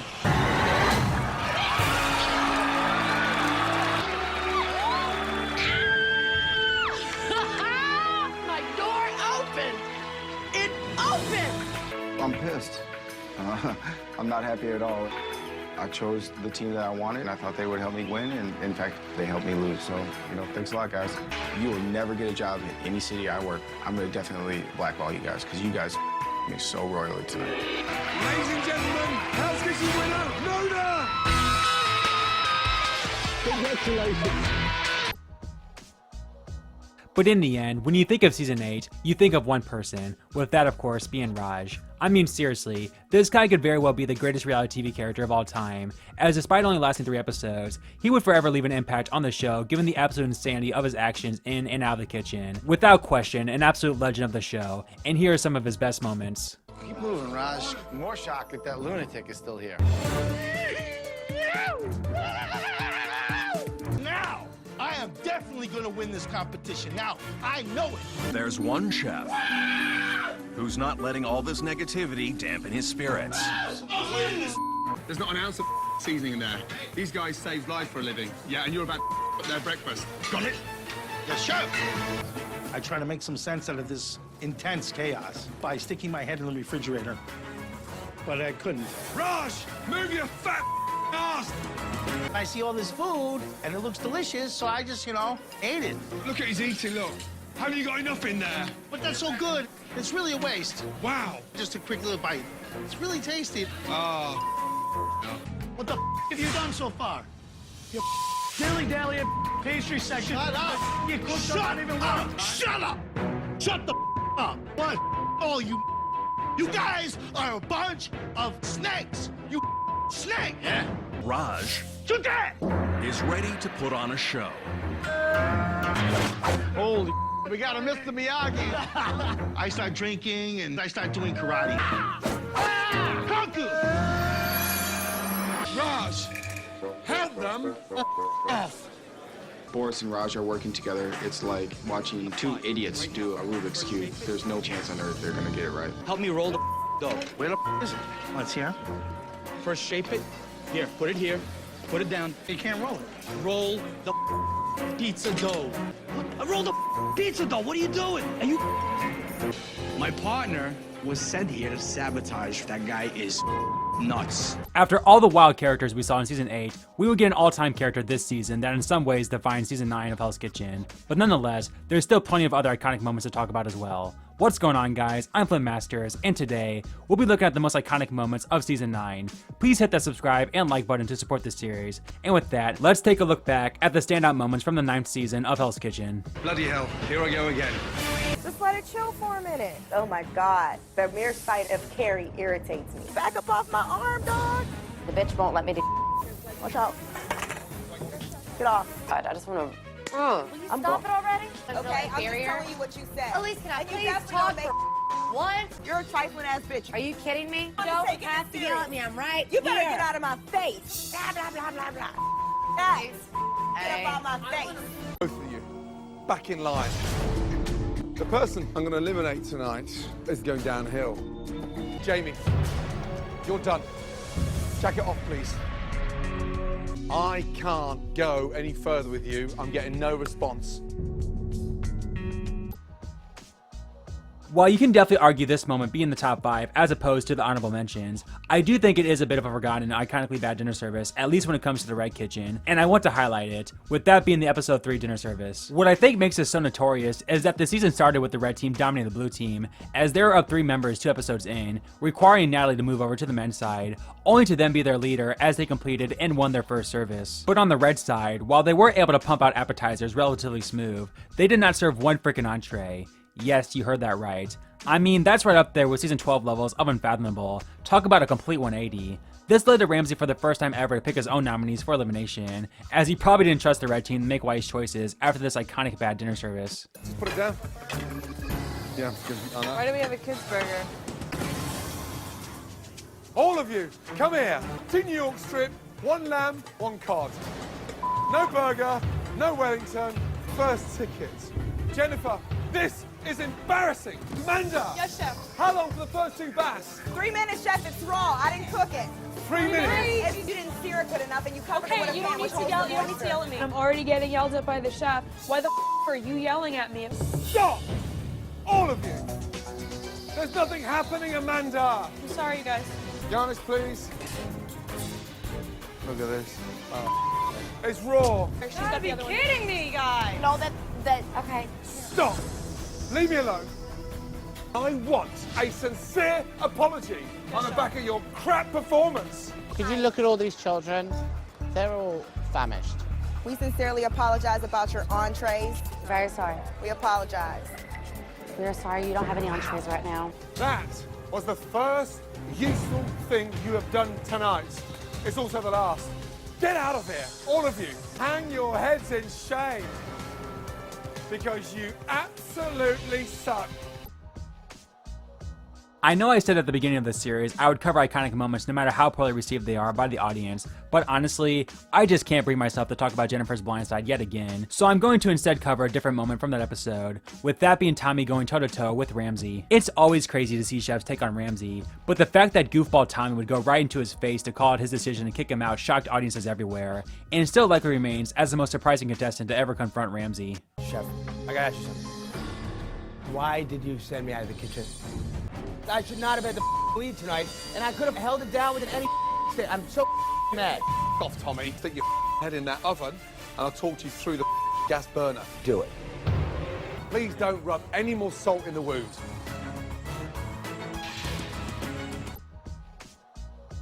In the second dinner service, we would see flat out one of the worst mistakes in Hell's Kitchen history.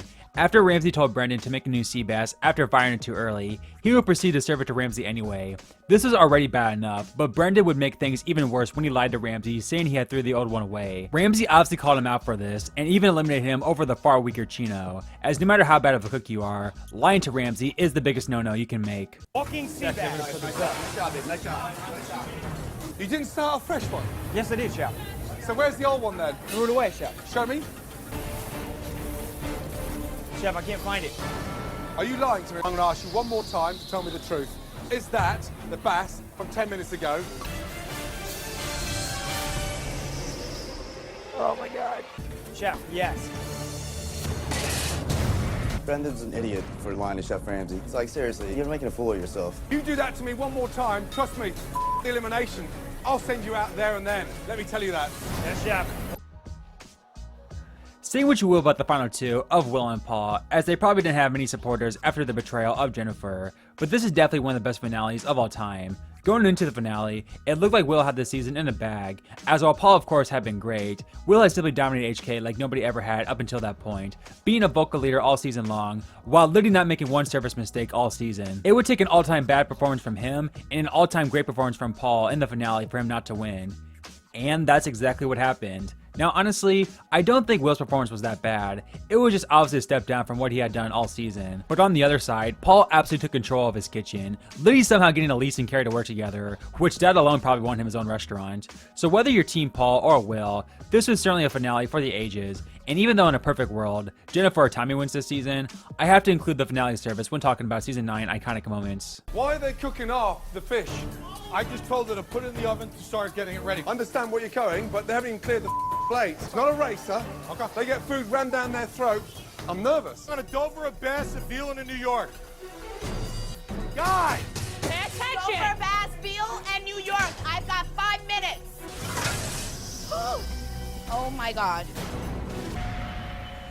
Another minute. Give it another minute in the oven, please. I'm not happy with that. Get off to a great start. Now we've got deflated. Come on. We're starting to slow down. This is not good. We got to pick it up. Everybody keep pushing. That is raw. It needs, seriously, 8 minutes. 8 minutes? Elise, get on me. Jonathan, dude, this is, again, it's raw, dude. I gotta pull you. I kicked Jonathan off the station because it got to the point where I had to. Got a Elise, minute. get on garnish. Salt and pepper? Yeah, babe. I haven't got it quite. Come on, There we girl. go. Give me the garnish, guys. Come on. Not yet. Still cold. Okay. No, they're not. They're hot. All right, fine. Peas and pea tendrils. Thank you. Yep. Go. I am the only person in Hell's Kitchen that got Elise and Carrie to work together. Polly, you owned it, baby. Delicious. Thank you. 3. Oh my God! So proud of you. Come here, you. Good job. Come on. Always You do. did good. Always do. You know that was not your best service. I know. But the most iconic moment from this season is Elise's elimination. I mean, come on. I think even the biggest Elise stands can understand why this would be number 1. After a season full of constant drama and fights from this big mouth who made it way farther than she should have, it truly looked like she just might make it to the finale. But at the final 3, the nightmare scenario of Elise winning Hell's Kitchen would end in one of the most satisfying eliminations in Hell's Kitchen history. Paul, Elise, now I have to choose between you two. But there's one of you that I feel can command the kitchen better than the other. The person joining Will. Paul! Yes! Thank you, Chef. Well done. After Hell's Kitchen, I am prepared for any obstacle that comes my way because nothing can be harder than this. That bitch is gone. Bye-bye. Woo woo.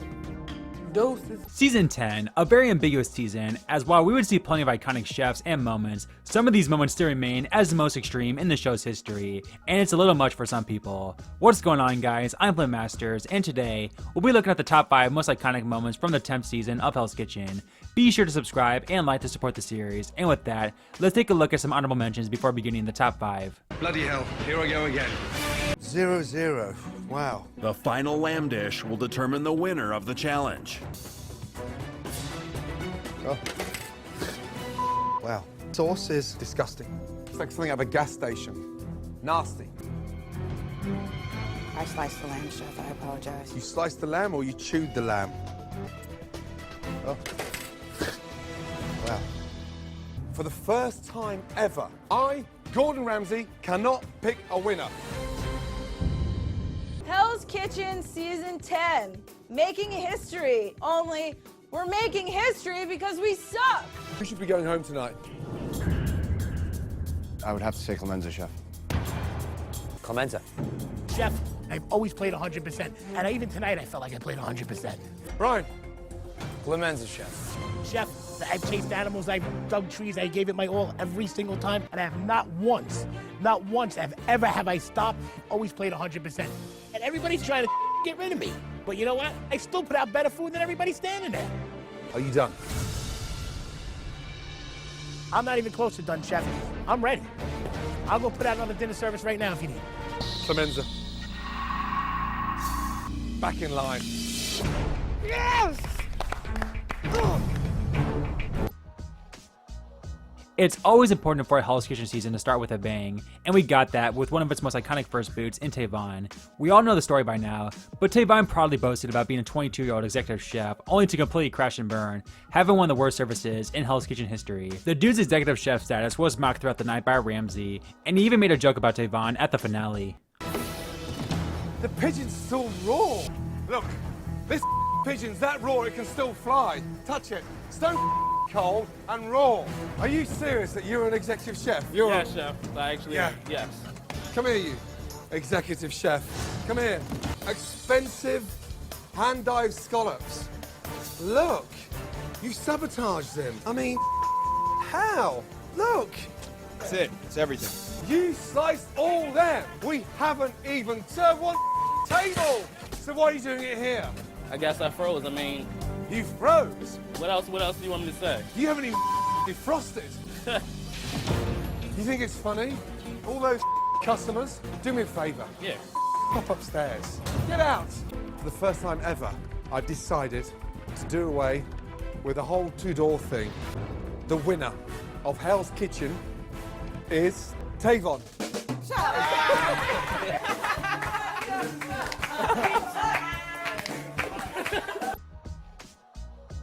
When talking about satisfying eliminations throughout Hell's Kitchen history, Tiffany's is right up there. Not only was she obviously despised by the fanbase for her nasty attitude and over-the-top disdain for Barbie, but she absolutely should have been booted over Patrick after saying this.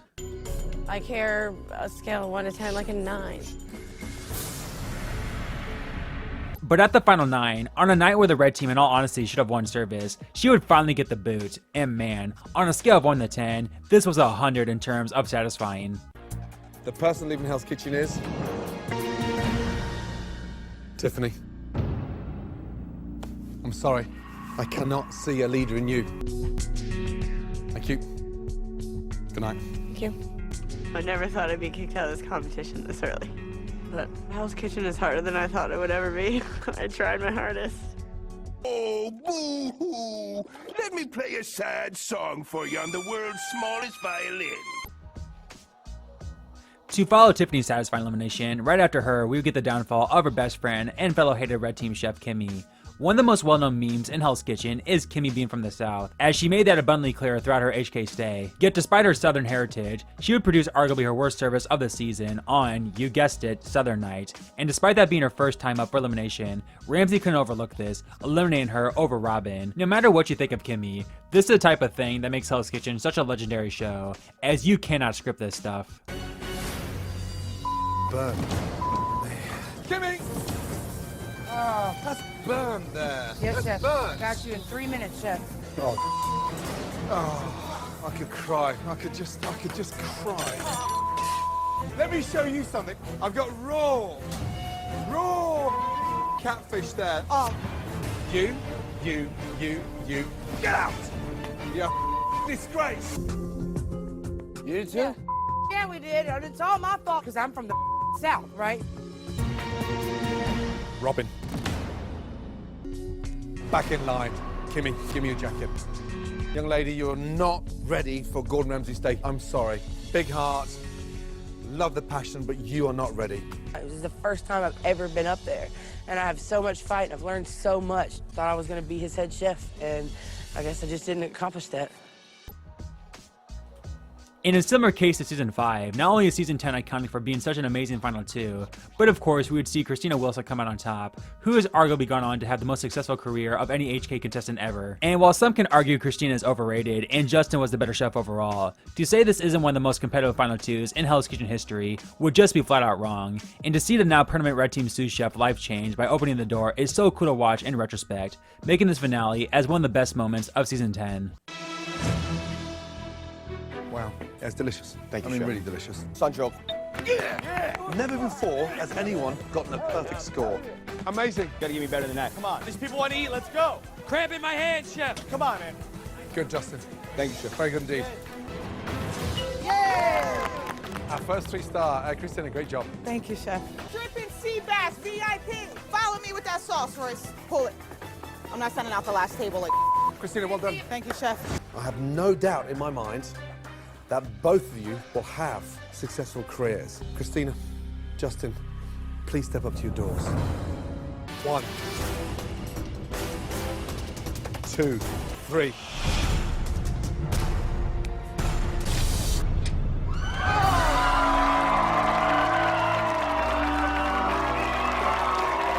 Oh my God.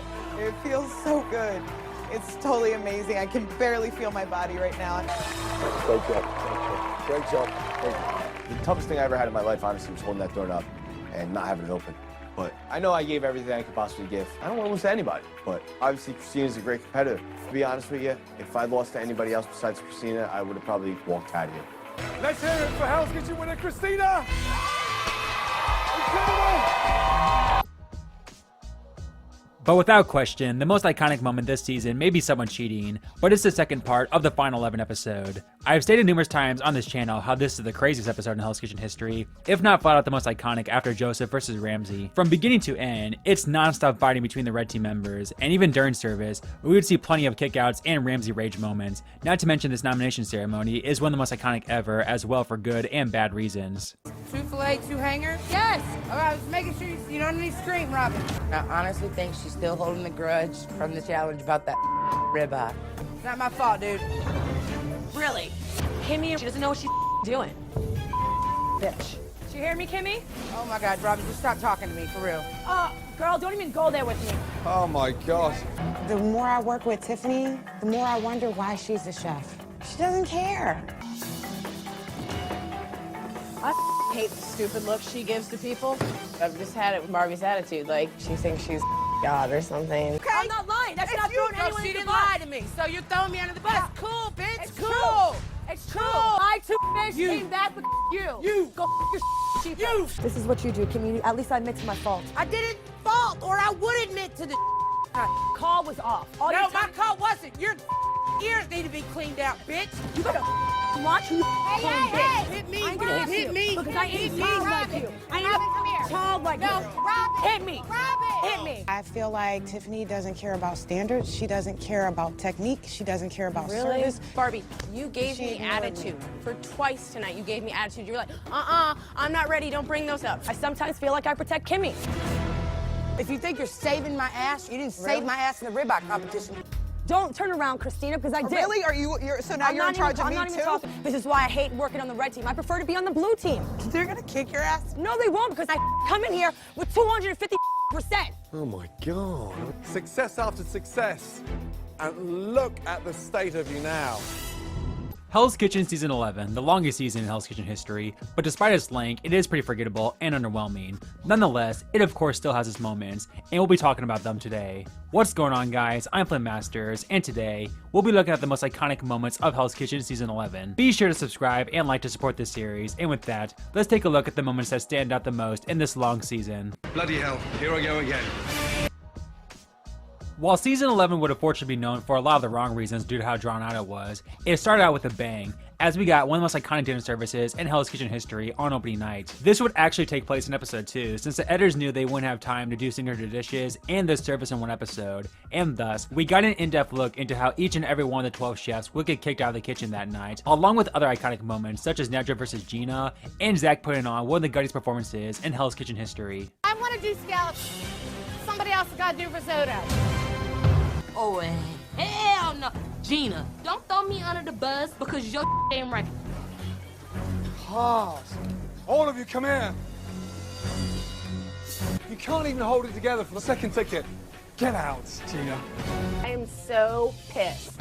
Those little bitches. They better watch out.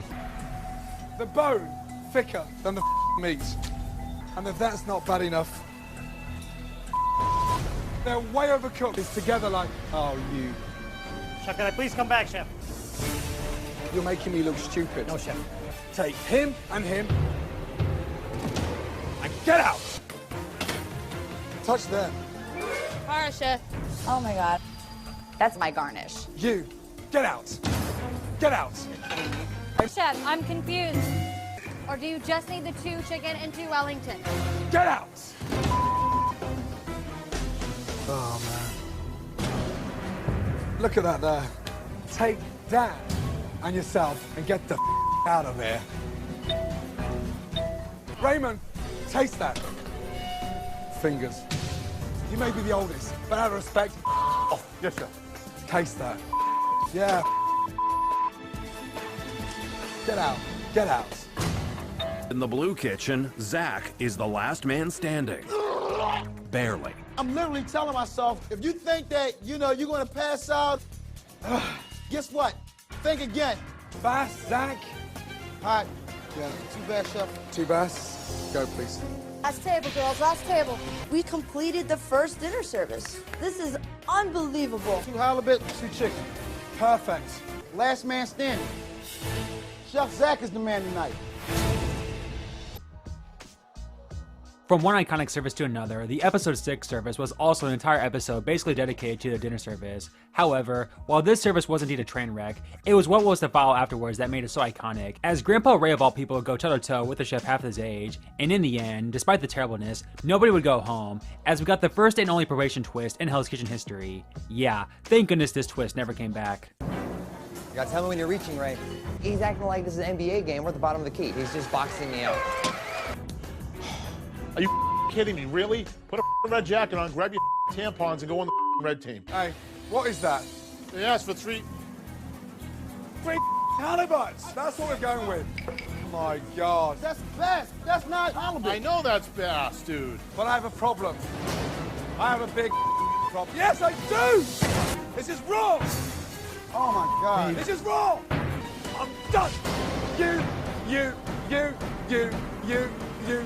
Get out. Raw pork. Raw pork. Got another one coming, chef. Let's go.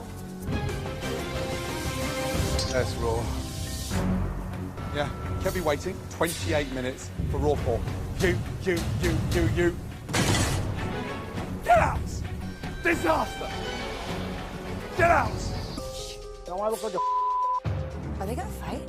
That's my station. No matter what anybody does, it's my station. Our station. I cook too. Please let me cook. Okay, I don't sound like a child. Stop that. You sound like a little bitch. I tried to hop in. Yeah, but I didn't ask you to. You're interfering with me, bitch. Don't call me a bitch. You're a bitch. Do something about it. Go ahead. Go ahead.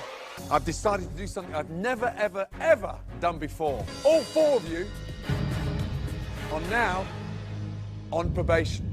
Back in line. Each and every one of you will have to earn your jacket back by the end of the next dinner service. If you don't, your history. At the final 8, the red team had to decide on a chef to go to the cursed blue team. After a lot of hesitation, Nedra finally agreed, which she would go on to regret big time. After her station was disorganized due to what she proclaimed was sabotage, she never recovered the rest of the service. However, she wouldn't go down without a fight, as she made it clear to the blue team what she thought about them before getting eliminated. The newest member of the blue team Watch out, move out my way, Zach. isn't exactly playing nice. All of you, come here. Just look. The disarray, the disorganization, and look. No,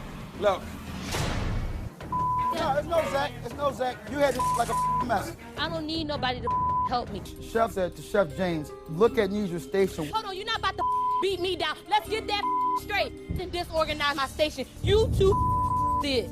What?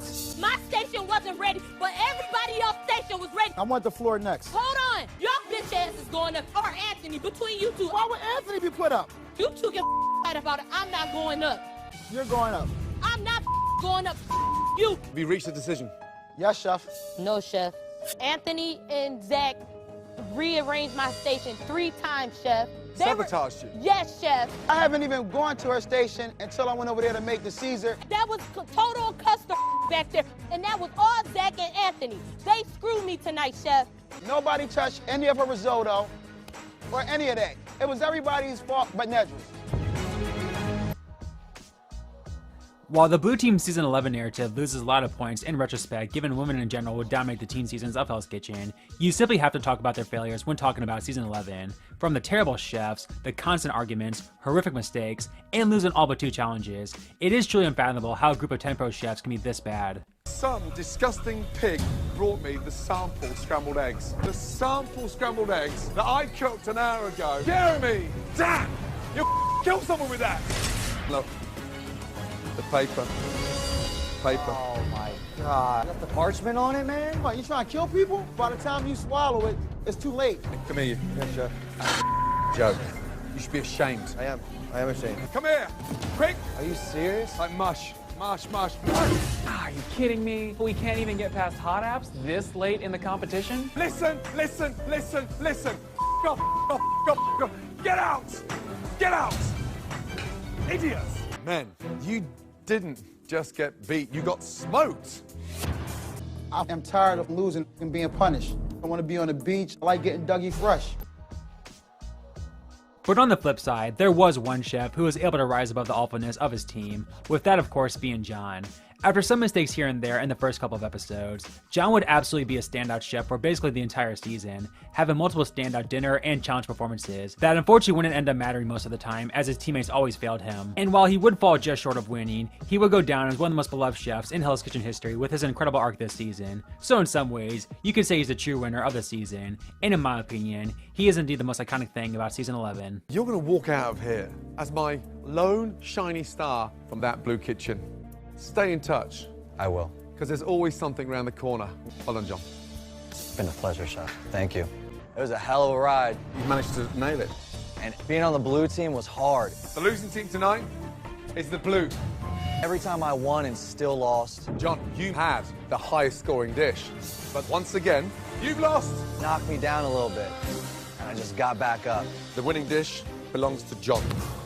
You know, I guess in the end, even I couldn't survive the curse of the blue team. It's kind of crazy how in my season 11 iconic moments video, I was having trouble picking a top 5 as the season is so drawn out. However, season 12 doesn't have that problem, as it's once again another season of 20 chefs and the second longest season in Hell's Kitchen history. And man, in pretty much every episode, something wild is happening. What's going on, guys? I'm FlynnMasters, and today, I have the tough duty of picking out the top 5 most iconic moments from the incredible Hell's Kitchen season 12.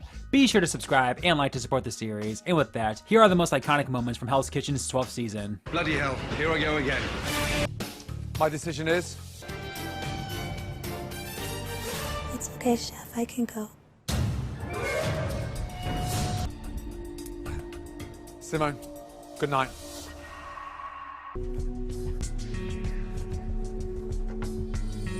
I was just saying that this way I was show. Stop talking back. Anton, pull it together. I have it together, Chef. Don't you talk back to me. Don't you ever I'm not talk back to talking me. back to you. Yes, you are. Talking back to anybody. Anton, cut it, yo. Shut up and say yes, Chef. Yes, Chef. You knew we were in for a crazy season after the first 3 services of the season, as not only did both teams lose each time, but we literally got the worst service of all time in the premiere, along with some insane fights. You really can't ask much more to begin the season than what we got in the first 3 episodes of season 12. There's 9 of you standing there playing with yourselves. Oh no. Hey you, hey, come here you. Would you not stick our fingers in the food, lick it, and then go back inside? Next time, you're out. Chef, I did not hear. You didn't hear. The communication is... Communication, Like, yeah, it's really up. Well, let me communicate something really clear to you. You, off upstairs. I'm done. Get out. Y'all think it's cool to throw me under the bus after you nod to me? Both of us. And I All told you. of us. 30 seconds. 30 seconds. All of us. And you know, hold on a minute. All of us. Did I didn't say nothing? I've been called it for the past 4 minutes. And again, chicken, that is pink.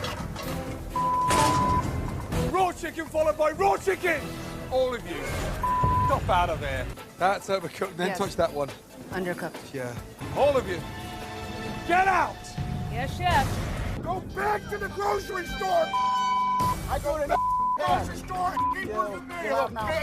Dope boy, bitch. Come on. Seriously. Yes. No. Hit him.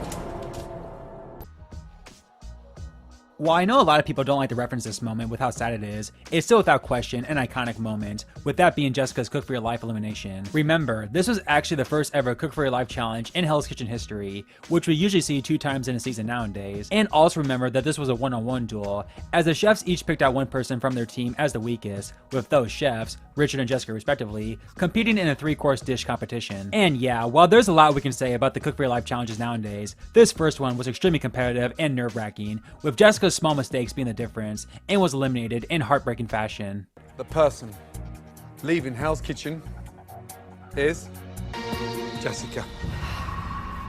Your time is done, my darling. No, please tell me go back in the line, Chef, please.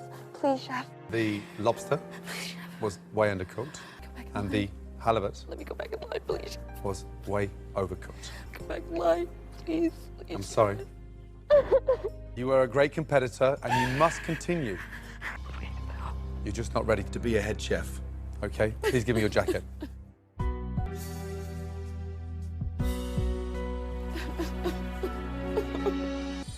I deserve to be here. I know I do.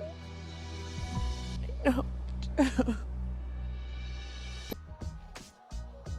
While I won't say Scott Cummings is as popular of a winner as say Dave or Heather, his story of winning Hell's Kitchen is simply incredible. He was put on the block 7 total times this season, still tied for the most of all time, and had general inconsistencies throughout the season. But due to his never give up attitude and overall risk-taking nature, despite on paper thinking he should play it safe given the amount of mistakes he did make, he was able to sneak his way to the Final Four, where he would shine as the greatest leader in Hell's Kitchen history at the Final Four pass and final dinner service, unbelievably winning Hell's Kitchen after a roller coaster of a run, a fitting way to end this roller coaster of a season. Executive Chef Scott had a much bumpier road to the final. That's black. That is disgusting. Why is it raw? It's not cooking properly. Throughout his journey, he was never afraid to take risk. That is brave, making ravioli. After risk, Scott definitely got stronger as the competition went on. The shrimp was spot on. He did an excellent job running the pass, Refire and a lobster tail, please. This is mush. You got it, boss. which secured him a spot in the final. You are the biggest comeback chef in the history of this competition, let me tell you. Scott. Yes, chef. Pushed you harder than anybody because I could see how talented you were. And not only are you artistic, but you've got this amazing determination as well. Thank you, chef. Pretty well done. 3.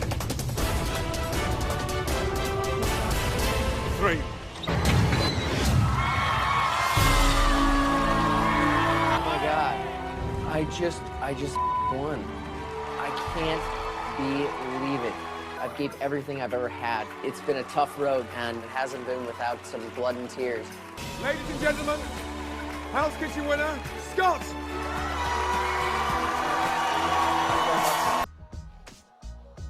While this dinner service ejection isn't exactly as well known as others, I've personally always loved it, and it's definitely one of the most iconic moments about season 12, with that being Gabriel's ejection at the final 7. Not only was this crazy to see, as Gabriel had literally led the Blue Kitchen to one of the greatest services of all time in the previous episode, but Scott also had a pretty tough night in the kitchen, and throughout the night, you wonder which one of the two would indeed be the one to get ejected. So yeah, I guess it is fitting that Gabriel's all-around wild run in HK would end in a very memorable way, as he completely crashed and burned. All of you, come here! Gabriel has ruined salmon not once, I got salmon that's dry as anything inside. not twice, You can't give me crispy salmon! but 3 times. Stop! And Chef Ramsay has had enough. You are done. The competition for you is over. Get out! Hey, young man, front door! Get out! Sorry, team. Get out! Me, man. It's that late in the game, and it's that serious. Gabriel, listen, pleasure was ours. However, I need your jacket. Instead of getting a black jacket, they took my blue jacket. I was this close. But without question, the most iconic moment of season 12 is one of the most iconic moments, and for that matter, most shocking moments in Hell's Kitchen history, with that being Joy's quit. A Hell's Kitchen quit is shocking regardless, but when you factor in the fact that this was the final freaking 5, and Joy was a frontrunner to win the season, just amps up the level of shocking to the absolute max. As Jason put it, she went through basically the entire season of HK to throw away her dream over a fish. Absolutely unreal. Can I finish my sentence? Plain English. I would like the garnish of the halibut before the halibut. Can I finish cooking, Chef? Hey, young lady, if you're in the mood, don't take it out on my food. I'm done. You're done. I'm done with it. Joy, no! What a selfish attitude. One thing wrong and you run away. Absolutely phenomenal. I'm trying to tell you. No, you're not telling me. You're arguing, you're shouting. I'm done. Hey, I know you're done. It shows in your cooking. Okay, fine. Get out. Unbelievable. Unbelievable. Season 13 of Hell's Kitchen, unanimously considered the most forgettable season of all time, and thus, there aren't really many memorable moments to talk about. But nonetheless, we got a job to do. So what's going on, guys? I'm FlynnMasters, and today, we'll be looking at the most iconic moments from the 13th season of Hell's Kitchen. Please be sure to subscribe and like if you enjoyed this series, and with that, let's take a look back at the most iconic moments from this forgettable season. Bloody hell, here I go again. I've really never had a chance to talk about this dinner service on my channel yet, surprisingly, as it really is one of the worst individual performances of all time, with that being Frank's Final 10 dinner service. Frank was put on the fish station that night, and literally single-handedly cost the red team the win. In fact, since it was so obvious he was the one going home, for the first time since season 6, Ramsay didn't even bother having a nomination ceremony, and eliminated Frank right after service. Gab's walking. Sorry about that, Chef. Won't happen. What's he done to him? So heavily cooked one side and rubber on the other knee. Just touch that, touch that. Yes, rubber. More overcooked than the scallops. Hot salmon. Hot salmon? It's just cooked. Just touch that skin. Just touch the skin. Yeah, just touch that there. Touch that there. Ross. Joey. Almighty. Stop! Bring me that tray. These are no good right here. What? They're all overcooked. They're all overcooked. I know, you're right. I'm sorry. Here we go. Look into the window with the halibut right now. I'm slicing, okay? Right here? Now put that down. Yes, chef. Hey, that's not right. Why? Raw, raw, raw. It's this one. It's this one. I think Frank might have lost it. Hello, Earth to Frank. Frank, what in the is going on? Blue team, red team, come back. Say goodbye to Frank. Time has come. Keep your head up, man. I love you, man. I can't believe it. I didn't appreciate your cooking. Give me your jacket. Thank you. Good night. Thank you.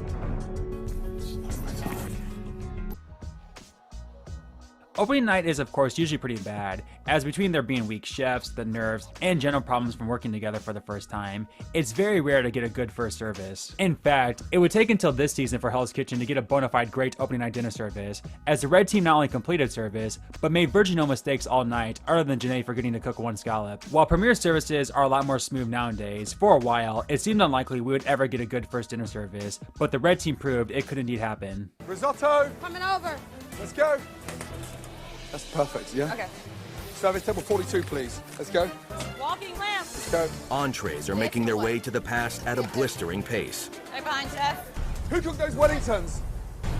They're perfectly done. Thank you, Chef. Yes? I don't want to get ahead of myself, but things are looking pretty good for us. The women Your last table. are just one ticket away from the strongest opening night performance in Hell's Kitchen history. Wellington's cooked beautifully. Yes, Chef. Service, please. We're okay. We're served. Ladies, congratulations. You're the winners. And quite possibly the dumbest mistake ever made by a contestant, in Sade's first challenge on the blue team, the chefs would have to make dishes for the American Kennel Club, as they are hosting a dog show that night. However, Sade for some reason thought they were cooking dishes for actual dogs instead of people. No, I'm not kidding. I'm going to do a braised beef dish. I'm going to cut it down into small pieces that they can actually eat. They have to make dog food. I've never done this before. Sade's, dicing up this New York strip. She knows we don't have to cook for the dogs, right? No one could be that stupid. So I'm basically doing a braised beef dish. It has to be something that a dog can actually digest. I think the dogs are really going to like it. Serve, let's go. My life. I realized, oh my God, these are human portions. I thought we were cooking for dogs. Looks like a dog all over my plate. Blue team, whose dish are we dropping? Sade's. Sade's. While the season is super forgettable, it did give us arguably the most iconic nomination deliberation outburst in Hell's Kitchen history. At the final 9, the blue team would get kicked out of service, and thus obviously had to nominate 2 people. The team agreed on Bryant and Aaron, the 2 clear weakest links that night, but then, essentially out of nowhere, Bryant, who had been pretty tame all season, completely lost it on his teammates, almost seeming like a different person in this shocking outburst. And I'd say Bryant. Yo, bro. Heated right now, dude. Yeah? Yeah, tonight. I'm talking to you. You listen to her more than you listen to Garnet. Because she was more organized than you were. You need a bullhorn at the end of the table here to talk over me, to talk to you. Don't bring my name into I'm it. asking him a question. Hold on. I'm asking him a You need to question. relax. Shut the up, No, would you? You, dude. Holy Are we all gonna agree? Him and I are going on the block tonight, right? Yo, I'm not going nowhere. Man, your attitude sucks. You will never be able to manage a brigade with that attitude. I don't know how to judge you right now. Well, then you gotta find a way, honey, because... Don't call me honey. I'm not your honey. Let's get that straight from the get-go. What's up raw scallops for me tonight? Really? You putting justifying on me, showing that you are a weak-ass man. You gonna cap somebody? That'd be funny. I'm capping no one. Talking to you like a grown-ass man. No, you're like not. you need to talk to me. We've set the tone now. Everyone knows how the I roll, man. No executive chef in their right mind blows their stack like that. Oh, yeah? When they work around some pastry chef that think he can cook fish, stayed humble and peaceful the whole time, trying to support and encourage every one of you. Besides you.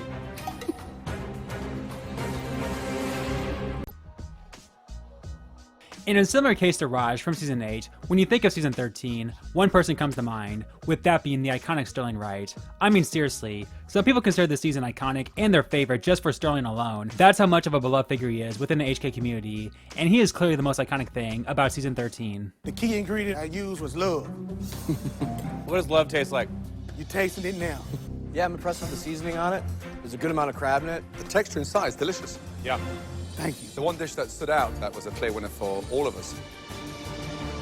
Sterling, good job. With love. That's love, baby. That's a Cajun dish, man. It's alligator. Alligator. Man, I'm from the dirty South. That's alligator right off the damn dome, you know? All right, Sterling. Sterling, I'm sure you're right now. Alligator. Yes! Thank you, thank you. You ain't from the South and you can't recognize that.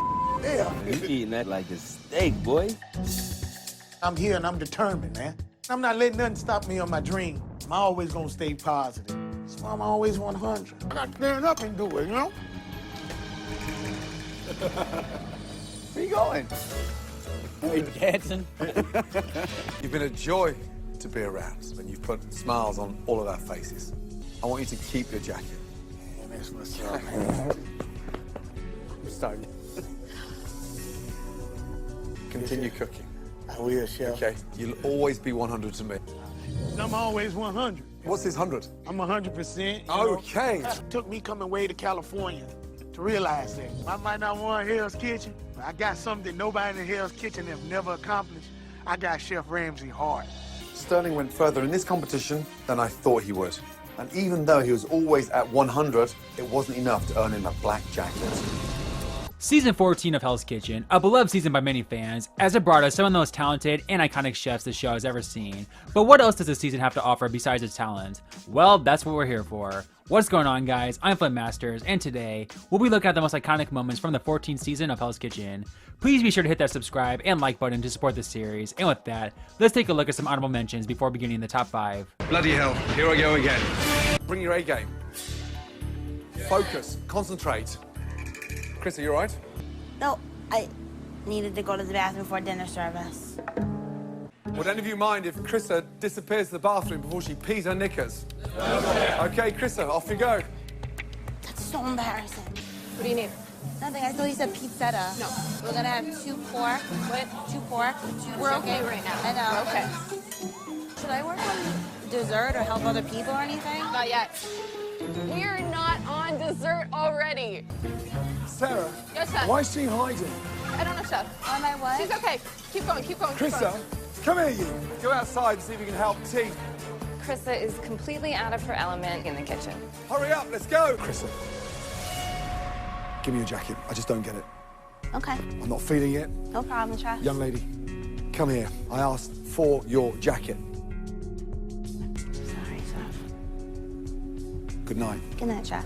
Josh, Yes, Chef. back in line. Randy, young man, get over here. You have been one of the fastest learners I've ever had in Hell's Kitchen. You've done your country proud, and you've done me very proud. But Yes, Chef. you're not ready to be my next head chef. It was a pleasure. Thank you very Likewise. much. I appreciate it. At ease, buddy. Bye, Randy. Bye, guys. Bye, Randy. I haven't really had much of a chance to talk about this moment yet on my channel, as it's one of the more insane nomination ceremonies of all time. After the red team lost their third or fourth service, they felt that Monique was the main cause holding them back. So the team came up with a scheme to get her out, as they put up Sarah along with Monique, as while Sarah hadn't been amazing or anything, she was a for sure stay next to Monique. But Ramsay saw right through this, and eliminated the true weak chef of that night in Mika, in an absolute wild chain of events. It's gonna be Monique and Mika. If we put both of them up, Mika's going home. I don't want Mika to go home. I think we should strategize in the elimination. I think we need to send Monique and Sarah up there. Sarah, I'm sorry, but he's not gonna send you home. Nothing personal. I nominate you and Monique. Sarah, Holy shit, that's what you guys gave. back in line. Yes! Mika. Give me your jacket. Young lady, Yes, Chef. you have no confidence in yourself, and I could see that you were done. Give me your jacket. Thank you for the opportunity. Good night. Good night. However, the service prior to episode 4 would easily be the worst service of the season, as both sides struggled big time, with even some standout chefs of the season having their struggles. The service was so bad that Ramsey would go up to the dorms himself after service to personally tell the chefs how frustrated he was, naming them both as losers in disgust. Let's go. Hey, chef. Dump it all down. Yes. Wait, sorry. All of you. Yes, Come chef. here. Taste that risotto. This is too salty. I've never seen such a bad start to service. Get it together! Table 22, they found this on the salad of the scallops, piece of plastic. That was in the scallop salad. I apologize. You're gonna slice somebody's throat open. Understandable. Hey. Yes, chef. Hey, all of you, come Yes, here, chef. come here. Taste the sticky, over-reduced capitelli and the bland risotto. No richness, no sumptuousness, nothing. Sticky, bland. Sorry? Now, what were you gonna say? Please let us try again. Let us try again. Let us try again. What do you think I want? All of you, get out! Hey. And the lamb's full of blood. Who donkeyd that? I sliced the lamb first, chef. And what did you tell yourself? It was a little under, That chef. was a lot more than a little. Raw white fat. Get out. Get out, get out, get out. Get out!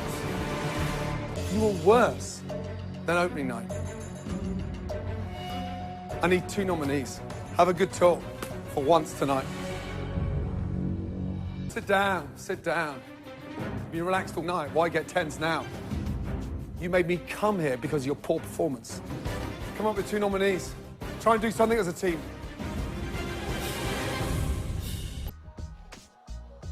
Probably the most iconic medical evacuation in Hell's Kitchen comes during Brett's evacuation, as while it's mean to say, his reasoning for having to leave Hell's Kitchen is absolutely hilarious. After hurting his posterior during a freaking skating reward, he would aggravate so much to the point where he had to be pulled from the competition because he took a massive dump. Man, bless his freaking heart, and I'm so glad he got a second chance and really made the most of it. Brett fell in the toilet. He's been in the bathroom for a long time.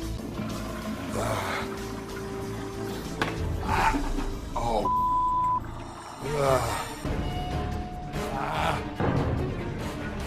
You okay? Huh? We got any medics in the back of the kitchen? Hey, he needs a medic back here.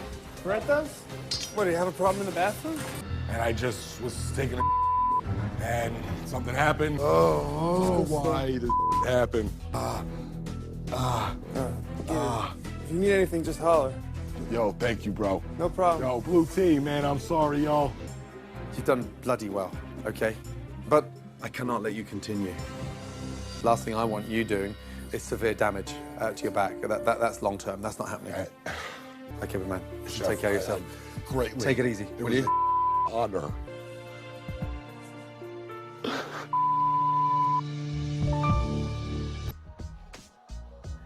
One of the most iconic fights in Hell's Kitchen history comes after the episode 6 service, when Big Man Millie would go up against the nerd Brendan. What makes it so iconic is that on paper, you would think what makes this fight so memorable is the nerd standing up to the big guy. However, it was actually the complete opposite, as after Brendan had been making comments of his status in the kitchen, Millie, who had a tough upbringing, completely lashed out at him, as he did not take too kindly to Brendan's comments, especially since he hadn't exactly been a great cook up until that point, and would in fact get eliminated that night, meaning Millie literally got the last laugh. Brendan, I've been seeing cats like you all my life. Make more money than me, know more than me, and can't get on the line and burn. Show all these little specials, and then I'm standing there putting all that out all day. Every time I say something to you, you second guess me. Every time I say something to you. What the man? How you lead a brigade? How you get to walk in your kitchen and say you executive chef, and then I walk in there and burn you the down on your line? Get around a bunch of Mexicans that don't make no money, and then burn you down. You got me twisted, dog. But the most iconic thing about season 14 is what makes this season so legendary, as we got the greatest chef to ever step foot in Hell's Kitchen in Megan Gill. And yeah, you could honestly say the talent of this season could be a general #1 moment, as we got the likes of Michelle, Millie, and Nick being great black jackets, and T being one of the best runner-ups ever. However, Megan was simply one of a kind, as even some other all-time greats cannot match her talent, fittingly ending this season with its most talented winner. Megan, All right, guys, lobster, butter. Go, go, go. the executive chef from Roanoke, Virginia, has been a front-runner from the beginning. Nicely cooked, Megan. Yes, chef. Best dish I've tasted so far in this competition. This is a holy moment. Over there, because that's where the heat is. That looks like Watch the salt. I'm a badass in the kitchen. Not many people can hang with me. 3.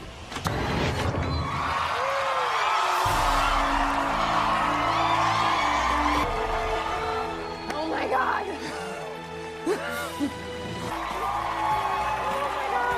Coming down those steps and seeing everybody so excited and so happy for me, that was the best. I'm so proud of you. Seeing her at the end of the tunnel was just... Ladies and gentlemen, your winner. Give it up for Megan, please. Season 15 of Hell's Kitchen, a season like no other in the show's history, and while it does have a vocal minority supporting it, the majority of the fandom dislikes it due to just how much of an outlier it is. But what are some of the most iconic moments from this season? Well, that's what I'm here for. What's going on, guys? I'm FlynnMasters, and today, we'll be looking at the top 5 most iconic moments from the 15th season of Hell's Kitchen. Be sure to subscribe and like to support the series, and with that, let's take a look back at the most iconic moments from Hell's Kitchen Season 15. Bloody hell, here I go again.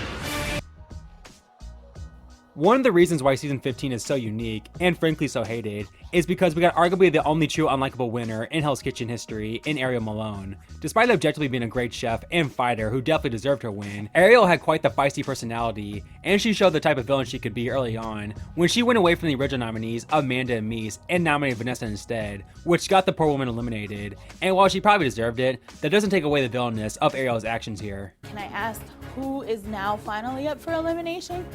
Mies and Amanda. Have you reached a decision?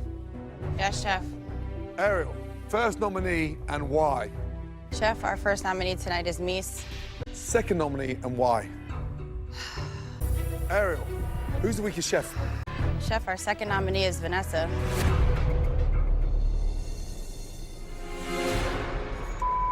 She consistently is not being a team player for us. She's not communicating, she's not speaking up. That wasn't a decision. Chef Ramsay asked me to make a decision, I made a decision. I told him who the 2 weakest people were, and Vanessa and Mies went up and Vanessa went home. You can't change it now. Staying in line with how unique and unpredictable the season is, I don't think anyone in their right mind thought Hassan would have been eliminated at the final 11 early on, as he seemed like a lock to make it to the Black Jackets and was a strong winner contender as well. However, after he was switched to the red team, the combination of general mistakes and not meshing well with his teammates got him eliminated 3 services later, in still one of the most shocking downfalls in Hell's Kitchen history. Right behind you, chef. Chicken's raw. Yes, chef. Please start basting these. Chicken! Right here, chef. Come into the pan. Hold the conversation, look! Yes, chef. Chicken's raw. You are kidding me!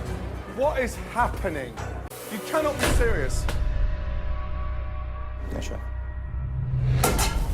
Hassan, give me your jacket. Yes, chef. Time is done. Tonight was your worst performance in this competition. For the red team right now, they're gonna fall apart again. They're gonna hate each other, they're gonna scream at each other, and you know what? I hope they do, I don't really care. I thought a move on the red team would give Hassan a chance to shine. Unfortunately, it only shined the light on his shortcomings.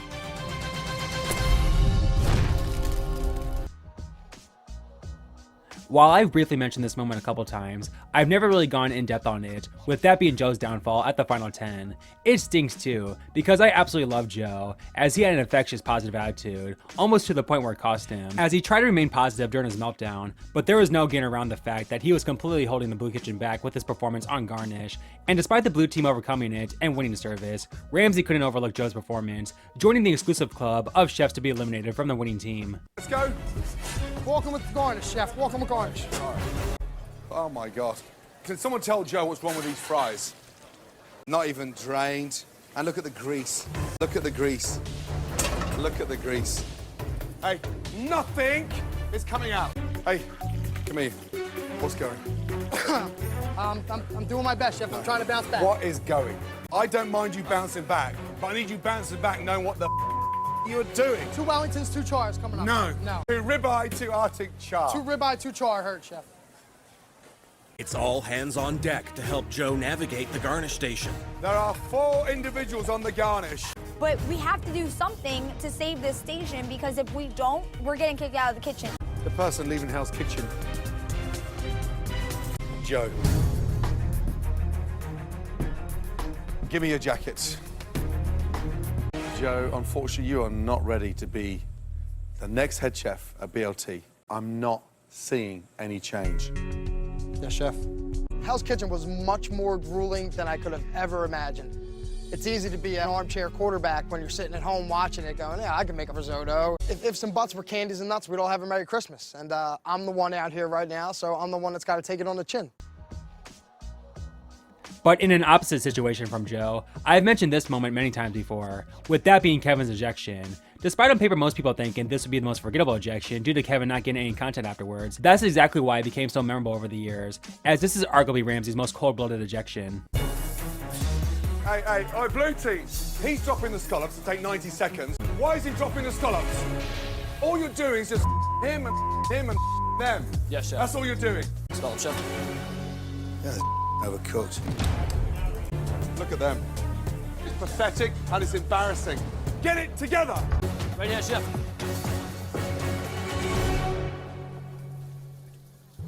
Hey, all of you, just touch them. Come on, just touch them. Just touch that. Ah! I've just done them with you, and they're all overcooked, raw. All of you, come here. Get in there. Yes, chef. What is going on? You, do me a big favour. Yes, chef. Yeah? Get your apron off, get packed, and off out. First, get out. Yes, chef. Who's next?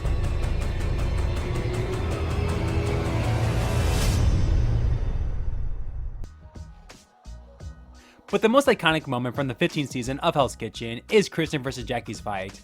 I mean, the show itself hyped it up as the greatest fight of all time, and while I wouldn't quite go that far, it was still pretty insane, especially when you factor in that Jackie literally assaulted Kristen.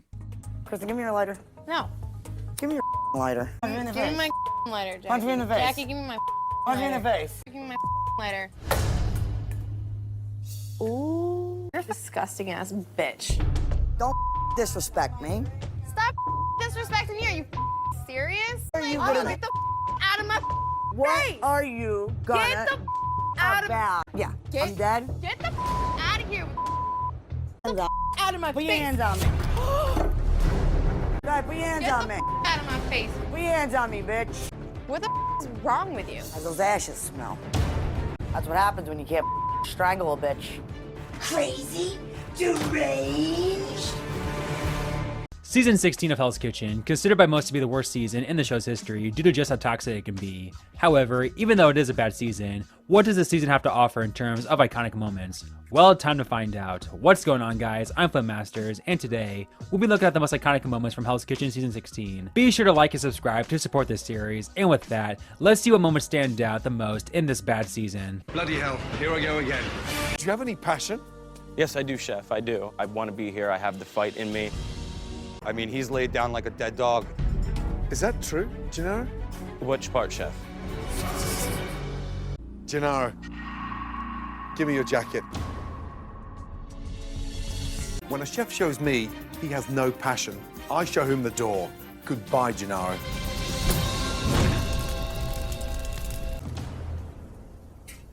So, hey, Oh, man. what does the risotto go in? I guess a small plate now. I'm sorry, chef. And look at the scallops. Who cooked them? Oh, Polly. Are the tails up there? Polly has the tails up there? Oh, no. Young man, it's raw. Heather, Yeah, chef. your risottos with the scallops and the carbonara. The I scallops called just for gone back. Andy, I'm so sorry to interrupt your evening. Cook the scallops for me, please. Hey, all of you, come here. My big question to you all, who are you guys? Raw. Raw pancetta. Oh, man. I just tasted it. Look at me. Look at me. All of you. All of you. All of you. Get the out of here. Get out. While there's a lot you can say about this season that's not exactly positive, it did start with an absolute bang, as for the first time in a long time, we saw a chef go toe-to-toe with Ramsay. This is obviously crazy and rare in general, but the fact that this happened in the premiere service gave you a good idea that Matt would be quite the firecracker this season. Who cooked these scallops? Go ahead, man. You sold them. He cooked them. I tried to push him on to sell them. So you cooked them? I kept telling him no. You can look at the cameras in here. Cameras?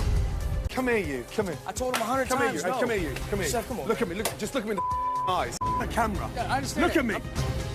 Unfold your arms now and don't give me a scallop unless it's cooked perfectly. You get it? Yeah, I understand. Look at me. And the attitude. Cook it or off. Yes, sir. If I hear you talk about a camera one more time, I'll stick a GoPro up so you can see how you are. Got it? Yes, sir. Idiots. In one of the most bizarre moments in Hell's Kitchen history, in episode 3, Jessica will be the one to get the boot, but the events leading up to her elimination are pretty insane. It started innocently enough, as she had a fine night out in the dining room, making only one mistake. She should be safe from the chopping block, right? Who's volunteering themselves to go up tonight? I'll do it. I'll do it. I up one Takatilo. Is everybody cool with Gia and Jessica? Yeah. Yes. Well, this is definitely odd and dumb, but again, she's not in any true danger, especially standing next to Gia. She'll be fine as long as she gives a good plea. I didn't want all the arguing and fighting. What's wrong, Heidi? We weren't even arguing. Seriously? She has no fight left in her. I'm here and I'm ready to learn. She's already packed. Who's packed? She's I did, packed. Chef. Gia. Back in line. Jessica, you've packed. You are not ready to head to Vegas. Thank you. Thank you, Chef. Good night.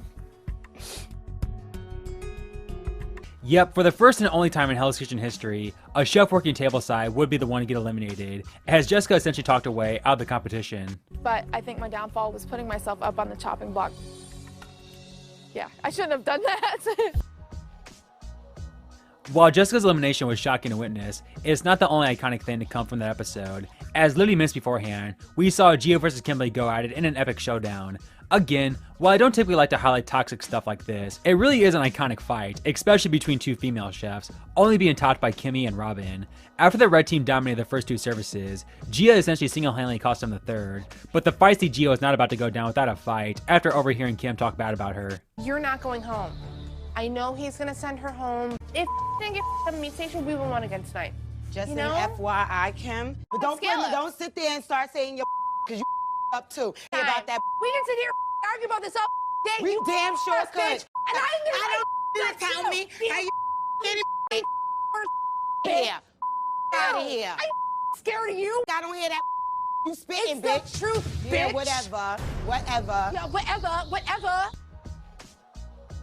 While I am once again highlighting some pretty toxic stuff here with number 2, again, it's pretty iconic, as I've mentioned this moment a bunch of times on my channel, with that being Coop versus Paulie. The thing was, the two didn't seem to have much animosity towards each other prior to episode 9, but man, the two's rivalry went from 0 to 100 this episode. After both of them had a terrible dinner service which got the blue team kicked out, this resulted in Coop's insane outrage, constant fighting between the two, and Paulie officially cementing his heel turn, completely throwing Coop under the bus to save himself. Blue team. How many fillets of fish are we serving per portion? 2, Chef. How come you're the only one who doesn't know? Lamb's still raw and there's half the fish missing. All right, let's sell it now. Let's see. The garnish is in the window. It's gonna come right back. Thanks, guys. You just screwed me. You just sent me home, guys. You just sent me home because you screwed me on the time. I asked for 2 minutes, and you guys couldn't give me 2 minutes. I asked for 2 minutes. That's what I asked for, 2 minutes. Shut the up. That's not 2 minutes away. Okay, FYI. Why the can't we do this? Then you come back here, break it. I don't understand what that is about. Paulie, you're lucky that was just a chair, not your face off of the fireplace. You me. You know you did. You us all. You're so weak, it's ridiculous. You're the weakest one. You're the weakest one. You're the weakest one, bro. And then when we get back to the back, he's smashing chairs and irate. I don't think that that's somebody who's a leader or a team player. Paulie. Back in line. Coop, get here. The longer you stayed in this competition, the more I realized that you are not backing up the talking. You, Paulie. You little ingrate piece of Napoleon complex. As I've said multiple times now, this season is super toxic, but because of that, it does give us a bunch of satisfying eliminations. And while you can argue the most satisfying one, the most iconic one has to be Andrew's elimination. Not only did this come during the introduction of the first ever Black Jacket Lounge challenge, now a staple of the show, but Andrew would get eliminated by Heather, the same chef who he had been cheating on with throughout the season. I mean, the karma gods could not have scripted this any better. Andrew's the better chef, so all I had to do was figure out who plated what. Not as much flavor as that steak. Which one would it be? I would have to pick the filet, chef. Thank you. All right, thanks, chef. Great job. Heather, Yes, chef. which dish did you prefer? It was Kimberly's filet, chef. She says Kim. What the? Congratulations, Kimberly. You just under-delivered with that puree. Yep. Chef, thank you so much for everything. Good job, Andrew. See you later, Drew. Thanks, Andrew. I thought I'd at least be in the finale, God forbid, and let alone a black jacket. I really let myself down. I feel like I kind of let my son down and everyone back home, so it's a rough feeling right now. Hell's Kitchen All-Stars, a very disappointing season that consisted of many unfair eliminations, and chefs who were brought back for drama as opposed to actually being all-stars in the kitchen. But despite the disappointing season, it still has its moments, and we'll be looking at the ones that stand out. What's going on, guys? I'm FlynnMasters, and today, we'll be looking at the most iconic moments of Hell's Kitchen All-Stars. Be sure to subscribe and like to support the series, and with that, let's take a look back at the most iconic moments of Hell's Kitchen's biggest and most hyped season. Bloody hell, here I go again. Can I get a medic? Sorry? Medic? Where is it?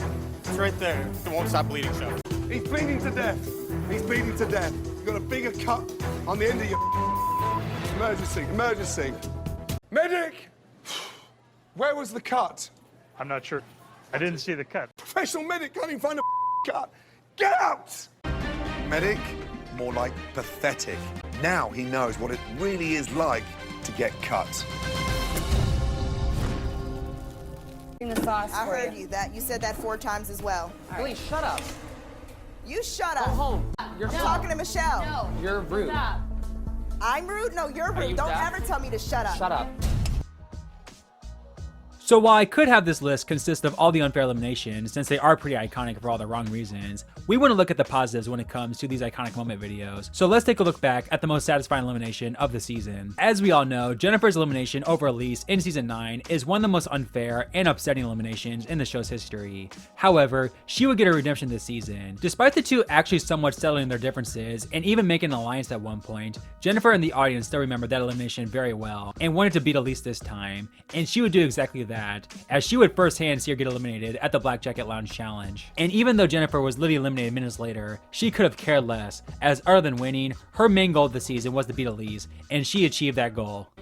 The person leaving Hell's Kitchen right now, Elise. Robin. You know, your palette is incredible, and the change in you since the last time in this competition is just mind-blowing. Chef, I'm so happy that you asked me back. I'm so proud. Thanks for everything. Thank you so much for helping me out. Super proud. Thank you. Well done. I wish I had done a little bit more to make it to that black jacket, but you know what? I still beat Elise. Like I've mentioned multiple times in this series, it's super important for a Hell's Kitchen season to start out with a bang, and while you can argue how satisfying this premiere was, it is definitely an iconic moment regardless. On opening night, the red team proved how chaotic they would be this season with a train wreck service, but in an absolute shocking turn of events, Ramsey would eliminate someone from the winning team on night frickin' 1, as he knew Ben simply had no chance of winning the season, and saved him the time of going through the hell that is Hell's Kitchen. We raised the bar. You guys are the best of the best. I need a chef that is durable, who's a fighter, who can bounce back from anything. My decision is Ben. Get up here.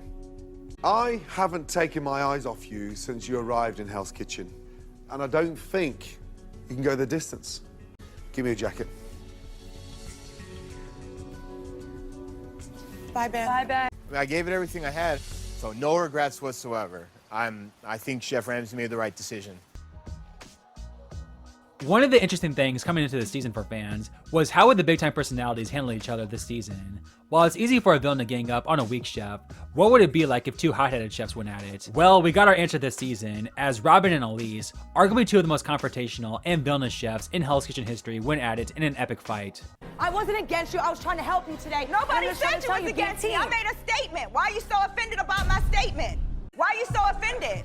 You're mad. Do you know why I'm getting mad? Because I know you talk behind my back saying I only had 2 things to cook. Are we going there? Like, no, you're going there. You had a good dinner service. Way to bounce back after 2 challenges. Thank you, that's right. Because I'm the bounce back queen. You just threw in my face. Okay. And you said all I did was time Wellingtons. Are you kidding me? Elise, you are a bitch. Oh, hold up. Excuse me. Don't call me a bitch again. You had Wellingtons and I had everything else assigned to me. That's fine. Okay. Don't do you. Don't do you. Saying. My motivation is offensive to you. So I was trying to help you today, but you had an attitude about it. They're going in circles and circles and nobody's getting anywhere. If you want to see Brooklyn come out, Sunset Park will come out, but I'm not about that this time. And she snapped out and said I wasn't a team player. Because you dissed your No, okay, it's enough. It's enough. It's enough. As much hate as the season gets for the less than talented chefs the show chose for this season, given the pool of black jackets they could pick from, to be fair, while some chefs disappointed, there weren't truly any bad chefs this season, and you can see why all 16 chefs earned a black jacket their first time. Well, there was one massive outlier though, with that being Josh. Now yes, Josh was already one of the weakest chefs in general coming into the season, as he barely and even controversially made the black jackets in season 14. In All-Stars though, you would have thought he was an early boot in his previous season, as he struggled mightily in his short stay, and his run ended with him getting ejected during service. Yes, a freaking all-star chef was so bad this season that Ramsay couldn't even let him finish service. Poor Josh. The Wellington's in the window. Where's the garnish? It's in my hand, chef. In your hand. I'm doing my best, chef. Your best is not good enough. Say goodbye. Get out! I'm not gonna go down without a fight. I'm gonna go back. I have to go back. I gotta tell Chef Ramsay that I'm not done. Follow my two lobster. What are you doing here? I need to be here, Chef. What are you doing here? What is he doing here? I don't know, Chef. I don't know, Josh. Get out. What are you doing? My body told me to come back. I need to be here, Chef. Third ticket tonight, protein in the window, ice cold garnish in your hand. Yes, Chef. You are not ready to become my head chef in Vegas. That is it. Give me your jacket now. Yes, Chef. Good night. If anybody's gonna get a third chance, it would be me, right?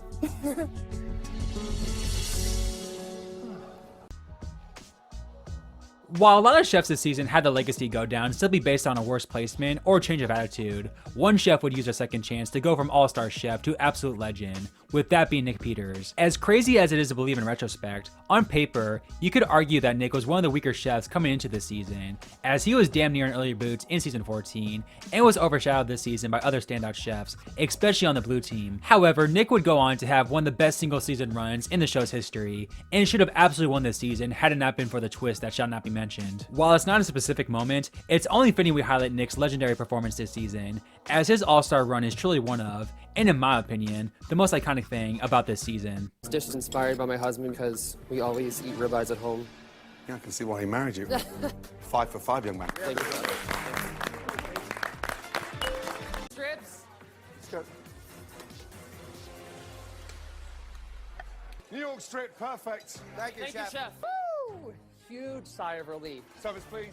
The first chef progressing into the finale is Nick. Well done. Let me tell you something. Yes, Chef. You have improved more than any other chef that I've invited back. You're a fast learner, and it shows. Thank you, Chef. Final 3, I feel amazing. From 5th place to the finale, holy Hell's Kitchen Season 18, Rookies vs. Veterans, a very interesting season that consisted of a very odd group of returning chefs, along with rookies who were able to go toe-to-toe with these veterans, making for a very unique season. But what are the moments that stand out the most from this season? Well, it's time to find out. What's going on, guys? I'm FlynnMasters, and today, we'll be looking at the top 5 most iconic moments from Hell's Kitchen Rookies vs. Veterans. Be sure to subscribe and like to support this series, and with that, let's take a look at some honorable mentions before getting into the top 5. Bloody hell, here I go again. It's just, Can you breathe for me? You're making me nervous. Okay. No, I just, I'm gonna be bowing out of Hell's Kitchen. Today? I got to my accident, like, I was in a very, very, very dark spot. Those feelings that I once felt that I've tried so hard to get away from, I feel like creeping on me again, which is real scary. First of all, your health and your well-being is number one. That's priority, okay? If you're uncomfortable and you're feeling demons, then you need to go and get help. I want you to go straight to somebody and talk immediately, okay? I'm not gonna do anything other than that. I'll help you with that. Thank you, Chef. And to take yourself off an opportunity thousands would kill for. But for me, it's just absolutely the right thing to do. 3. I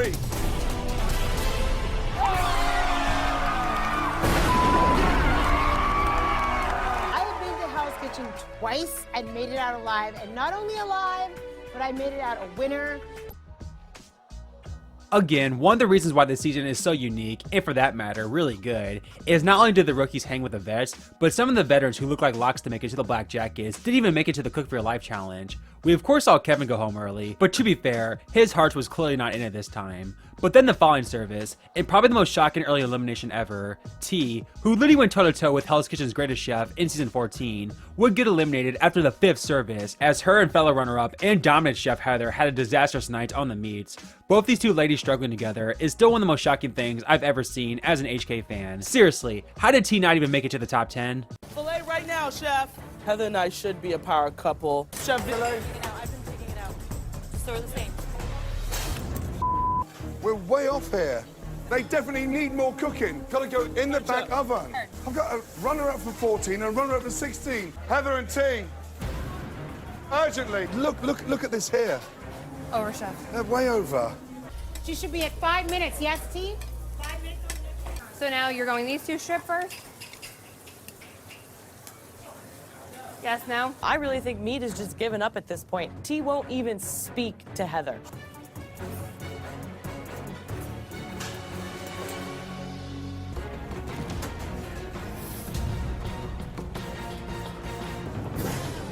No. Hey, blue team, all of you, come here. What's happened?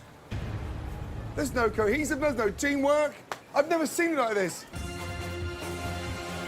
T, take off your jacket, young lady. You're a bloody good chef. But right now, T, I've got 11 chefs behind you that are performing better. Whoa. I would have, in fact, bet my life that T was going to be in a black jacket. And right now, I'd be dead. While most of the rookies this season were pretty talented, there was one clear outlier here that makes you think production was trying to protect their veterans, with that being Scott. I mean, not only was he just an abysmal cook, but I'd argue is damn near on the levels of Raj and Krista when it comes to donkeys, as the guy was just a complete doofus, making you question if he was literally trolling at times. But at the end of the day, to say Scott's downfall isn't one of the most iconic things about this season would simply be wrong. Trip, you sent me 3. What do you need, Chef? Oh my God! But I'm confused, Chef. What do you need? You're confused! I need the shrimp for the risotto! I will put them on right now, Chef. I'm sorry, Chef. I'm so lost on what he's trying to order, and I need him to slow down. 6 shrimp, Chef. 6 shrimp? Oh my God, you only need 3 now. You already cooked 3. Hey, Donut, why are you cooking the shrimp?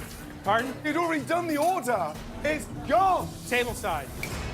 Your name is Scott. Scott Lee is doing tableside. Come here, you. Yes, Come Chef. here, come here. Let me show you what tableside means. Tableside means it's sat next to the table. Yes, Chef. What have I not seen? Well, I know beef extremely well. Great. You should be a butcher. You did something tonight I've never seen before. You were cooking the tableside dish in the kitchen. Good news is, your restaurant's open tomorrow night. Now get out of here. Yes, Chef. One of the most interesting things about this season, if not in all of the show's history, is Trev's story arc. I and many people thought he would for sure be an early boot on the veterans, especially when he was going up against the likes of T, Kevin, and Ariel. But not only would he damn near make it to the Black Jackets, but he was the main character of the season, with some people even changing their opinions on him in a good way after he said some not so great things in season 8. And one of the reasons Trev was such a big star and liked by the fan base was due to being such a big underdog, as when Ramsay switched the teams back to the usual men versus women format, pretty much knowing the guys took him seriously and borderline harassed him, with Scott Lee being the worst culprit. However, it made it all the more satisfying when Scott Lee would get eliminated over Trev at the final 9. Putting it out there before it starts. Just go, because you're gonna make it an argument. I'm not making it an argument, man. Saying. Yo, we don't want to do this The more you talk, the more it's gonna be annoying, man. I'm just trying to keep a positive outlook, that's it. Stop running around and get something done. Oh, what is that? I don't know. Are you allergic? Something is. Okay, you need to just get looked at real quick. Hold on one Somebody second. cut and I break, I guess. My hands, they're bleeding. Stop acting like a baby girl. You all right, baby girl? Funny. I was wondering what's wrong with you. Well, they had to make sure it was going away. I haven't come at you with any name calling or anything. This isn't high school. Grow up. Yeah, baby girl got your back. I see how it is. Baby girl really gets under his skin. Baby girl, come on, you ain't doing nothing. Trev. Back in line. The chef. Scott Lee, come here, young man. But tonight, you are like a lost lamb. Yes, chef. Give me a jacket, please. My top 2 picks are both quits, with number 2 being very different from number 1, and for that matter, different from most quits in general, as a lot of HK quits happen due to frustration or some kind of other factors where the chef can't compete to their full abilities, such as a mental illness or injury. However, this season, at the final freaking 4 no less, Mato, who is likely going to go to the final 2, realized that his goal wasn't to be a head chef at a Michelin star restaurant. His goal was to bring cooking back to Baton Rouge, and hoped his time on the show could help with that. So say what you will about Mato's decision, but it certainly was an absolute shocker, and literally shook up the finale at the last second. I put forth myself. I don't want to give up on Baton Rouge. I want to go back and share this wealth of knowledge that you've given me to elevate that town's culinary scene. And I feel like that's the place I need to be. Wow. I'm surprised, but I respect your decision. Milo, step forward. I want you to accept this from me. Once you're done in Baton Rouge and you're ready for the next move, call me. Yes, chef. Thank you for the opportunity, chef. Oh, man.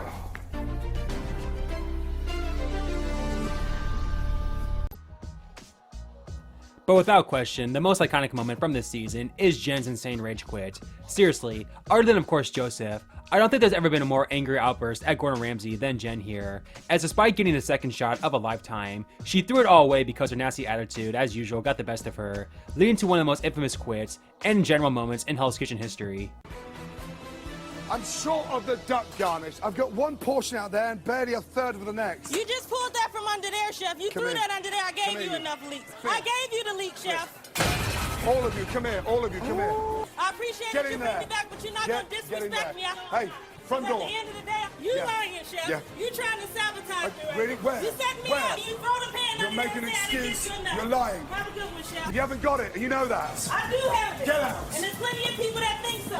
But you're not going to disrespect me in here. I wish I would have told him to take that blue chef jacket and stuff it so far up his he started coughing out blueberries. That's what the hell I wish I would have told him.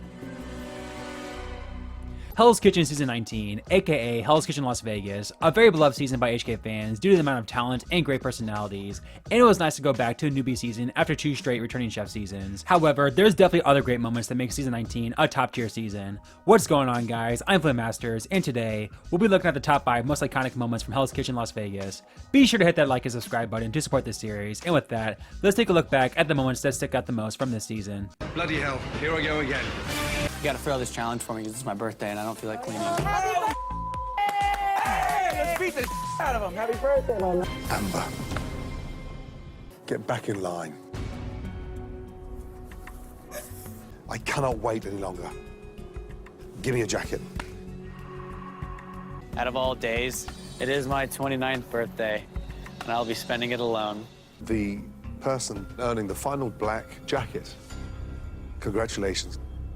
Amber, well done. You may not have earned a black jacket, young lady, but you have earned my respect. And so I will personally fly you to any of my restaurants around the world. World, young lady, is your oyster. I'm so grateful for this opportunity. Thank you so much. Keep that jacket. I will. Very proud of you. Thank you so Head much, up. Chef. Good night. Good night, Chef. Fabiola might just be the most forgettable chef I've ever covered when it comes to these iconic moment videos, but I feel her boot episode should crack the top 5, as she had a complete meltdown before and during dinner service, and in general, the red team had a disastrous night all around, getting kicked out of the kitchen. However, she somehow was able to avoid elimination, and Nikki was nominated over her. Not only would this begin Nikki's great underdog story, but Ramsey hilariously called out the red team for their terrible nominations, with Fabiola getting the boot in the end. While this season is pretty tame all things considered, it definitely got started with a bang. I'm getting out. I'm getting out. Fabiola is having a mysterious breakdown of her own. Is the EMT gonna come? Like, this is a real emergency. Is she over here? She's over here. She's obviously clearly not feeling well. Yeah, go inside the room. Come on. Put your arm around me, okay? Thank you. I got you. Ready? Ready? Let's go. Walking carb, hot on your right, chef. Oh my God. Hey, ladies, come here. It's underdone. I asked for a gold medal performance. It's underdone. Come on, ladies. Yes, chef. Who cooked that? Me. The bag. I'm trying to breathe. I'm trying to get through this, you know? I'm begging for the chef table, 1 duck, 1 Wellington. I get a duck and a New York strip. Here's the insult. Rare. Rare? It's quacking. Have a chat amongst yourselves and come up with 2 individuals that don't belong here. Now, off! Red team's second nominee and why? Second nominee, chef. Nicole. What? How much better was Nikki tonight than last night? 1,000% better, chef. When I ask you to give me 2 nominees, I expect you to take this seriously. Where I was standing, you have the wrong 2. Jordan, you know it. Fabiola, you know it. Step forward. Jordan. Get back in line. Flaviola, give me your jacket, young lady. I'm done. I wish my health wasn't better.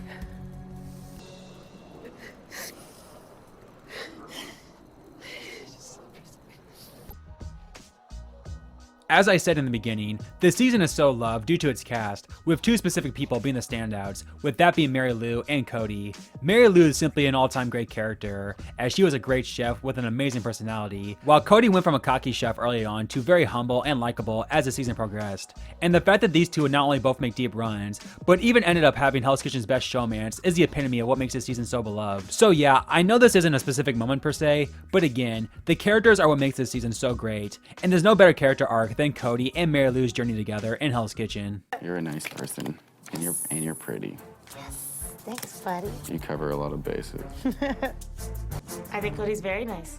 I really like talking to him. Ooh la la. Aww. Cody and Mary Lou are so cute together. Hey! We all deserve it, but I just wanted to see Cody. He is the main one in the house that I can confide in. Thanks, Hams. Hams. Hams. I feel like you see me coming. Mary Lou is kind of like a light at the end of the tunnel. She's a very honest person, and it's nice to have someone like that. Hell's Kitchen really introduces new twists into the competition, especially ones that are super groundbreaking, but we would get a massive one at the very beginning of this season, with that being elimination before the very first dinner service. Yes, after less than 24 hours of arriving, one chef's journey would end right then and there, as whoever would produce the worst lobster dish would get eliminated, with of course Kenneth getting the boot after his infamous potato gate dish. While some people love this twist as it starts the season off with some serious drama, and some others hate it that pro chefs don't even get one chance to shine during an actual dinner service, it's objectively a shocking twist that few fans thought would ever happen, and absolutely earns a spot in my top 5 for iconic moments this season. I'm doing something I've never done before. I'm trimming the fat early. The chef that has cooked the dish that I like least will be leaving Hell's Kitchen. What the is that?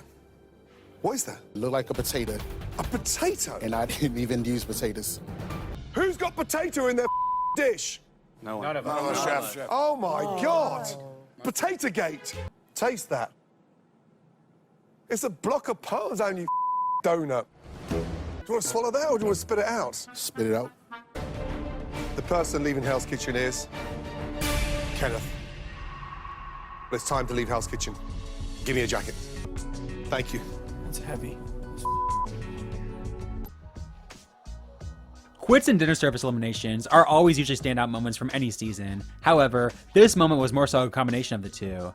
After 3 services, the elements of Hell's Kitchen was already wearing big time on Peter, as he was making dumb and basic mistakes, and missed his family terribly. So then, during the 4th service, where he struggled big time on garnish, we saw Chef give up in the middle of service, and that was the last straw from Ramsay, eliminating him then and there in an absolute out of nowhere moment. Blue team's performance has Chef Ramsay asking questions. Have you got the qualities to become a head chef at Lake Tahoe? Yes, sir. No, Chef, I don't. You haven't? I don't. Take your jacket off and off.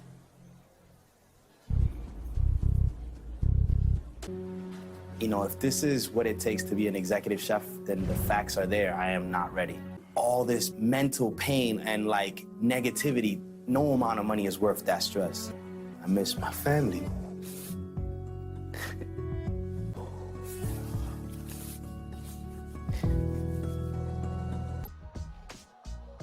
Say what you will about Mark, but his elimination episode is an all-timer, as not only did he have a terrible night in the kitchen, but he proceeded to get into an argument with his entire team afterwards, to the point where Cody smartly put himself up for elimination knowing he was the most safe, sealing Mark's fate, as the blue team was that over him. Even though this season would be the start of more modern type Hell's Kitchen seasons with overall tamer personalities and not as much chaos, for one episode, we got some classic crazy Hell's Kitchen. I've sent the red team already. You said 7. We're now 9. I'm going now per chef. Yes.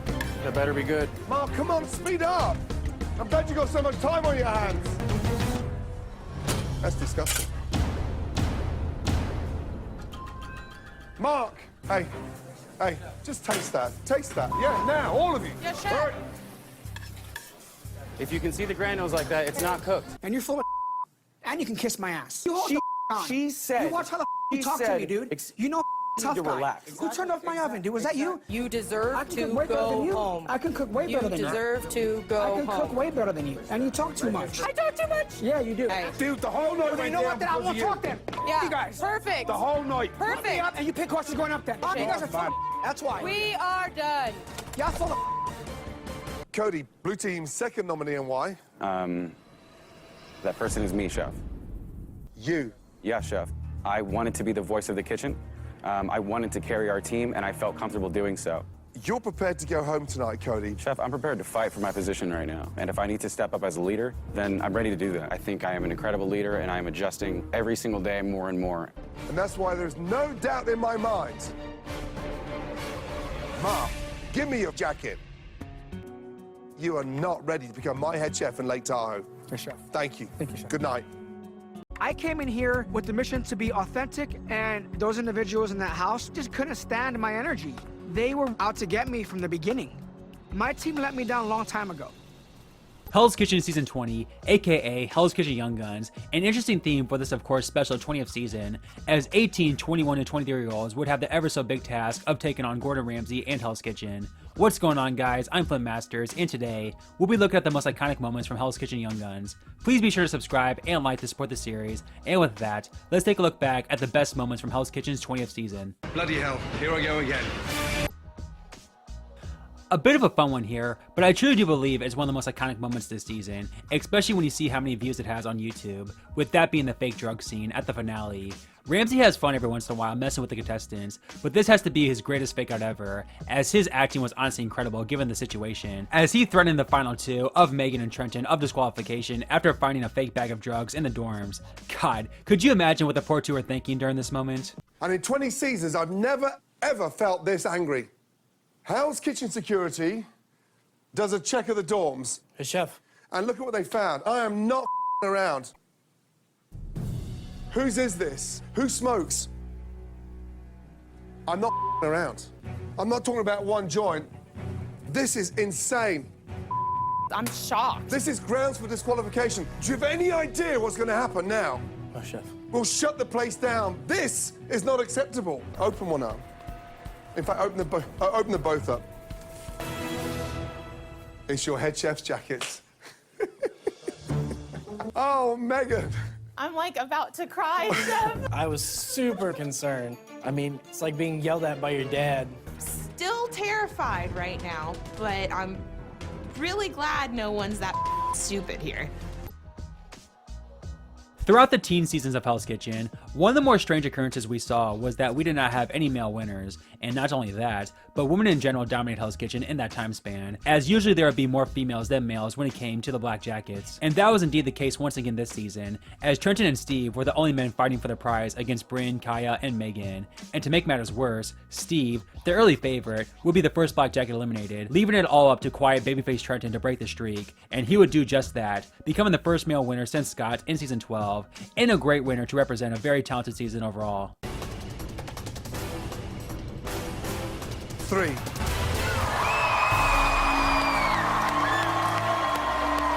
don't even know what to say. Oh my God. I've worked and I've worked and I've wanted to push myself and be more and more every single day. I can't believe the door opened. Please give it up for your season 20 winner, Trenton. Amazing. Other than Nilka, I don't think there's been a more shocking and out of nowhere meltdown than Kevin at the final 12. Again, while he wasn't a frontrunner by any means, he was shown to be more than capable during the first few episodes of the season, and didn't look to be going home anytime soon. However, during the 6th service, Kevin completely crashed and burned on the fish station, with his service being so bad that Ramsay simply had no choice but to eliminate him right then and there, as he was single-handedly backing up the service and had clearly given up. While it is pretty harsh, it's still quite the moment, and when it's all said and done, it might go down as one of Ramsay's last true great Hell's Kitchen moments. Come on, Kevin, please, get a grip, will you? It's still raw, mate. Blue team, come here. Me. Look at that there. Can someone tell Kevin what's wrong with that? It's raw. It's raw. We'll start the whole table again, okay? Let's go. We're getting that up in 4 minutes, Kevin, right? Kevin. How long? There's not even a callback. There's no teamwork. There's nothing. Hey, all of you, stop. Come here. What's wrong with you? I just have to get my head out of my ass, Chef. Apron off, jacket off, and off out of here. You're done. Get out. Who wants to join him? Because this is going backwards. This is a joke. Get out. It's just one careless mistake. I think I just shut down today and took me down. It just really sucks. One of the most crazy nomination ceremonies of all time came during the second one of the season, with this ceremony being known as Chicken Gate. After being put up for elimination due to serving bad chicken, Alex claimed he wasn't responsible for the chicken, leaving Ramsay to call out 3 extra nominees, which was over half the men's team, and a record of 5 total nominees, to find out what exactly happened. In a pretty tame season, this was absolute chaos all the way around, and again, might even just be the craziest nomination ceremony of all time. They also tell you it was cooked. Yes, I communicated with them and asked them as well, and they agreed. So who told you it was cooked? Antonio. Antonio. Oh my God. Antonio, come up here. I didn't touch that chicken, Chef. So who told Alex the chicken was cooked? Trenton. Trenton. Come up here, you. You told him the chicken was cooked? Absolutely not. Oh my God. Chef, I did. Oh my Lord. He was behind. I put the chicken in the I'm pan. going upstairs for 30 seconds. I want to come down and you tell me the truth. Chicken Gate. It's the chicken. Who brought it to the Who touched it? It never got touched. Who took them to the pass? I know I sure didn't. Sam. I'm pretty sure you ran the chicken. I didn't put them to the pass because I put them in front of you. I guarantee you ran the chicken. No one own know, up to honestly. it. Yeah, like this is ridiculous. Who told you the chicken was cooked? Sam. Sam. Oh my God. Sam, come up here, you. Yes, Chef. I pulled it from the oven and I did not touch it. Well, you should have touched it. If you pull it from the oven, agree. you should touch it. I agree. I should have touched it from the oven. So now we got to the bottom of Chicken Gate. You opened up the oven, pulled them out, didn't even think of checking them, and handed them to Alex. Oh my Lord. Now that is teamwork, not. But to me, the most iconic moment of Hell's Kitchen Young Guns is the crazy downfall of Matthew. I've said it before, but it bears repeating for this video. I think Matthew had the worst 2-episode stretch in Hell's Kitchen history, as he wasn't just bad, but utterly failed at everything he did in the worst possible of ways. Again, New School Hell's Kitchen is filled with talent, with this season especially being one of the most talented ever. But food vlogger Matthew was completely out of his element, leading to one of the most infamous donkey runs in Hell's Kitchen history. Big lover of shrimp. Okay. But I'm not very good at eating shrimp and the sack. Would you like a little bite of the sack? I'll avoid it. My bad. You're literally serving Chef Ramsay. That's hilarious. And what is that?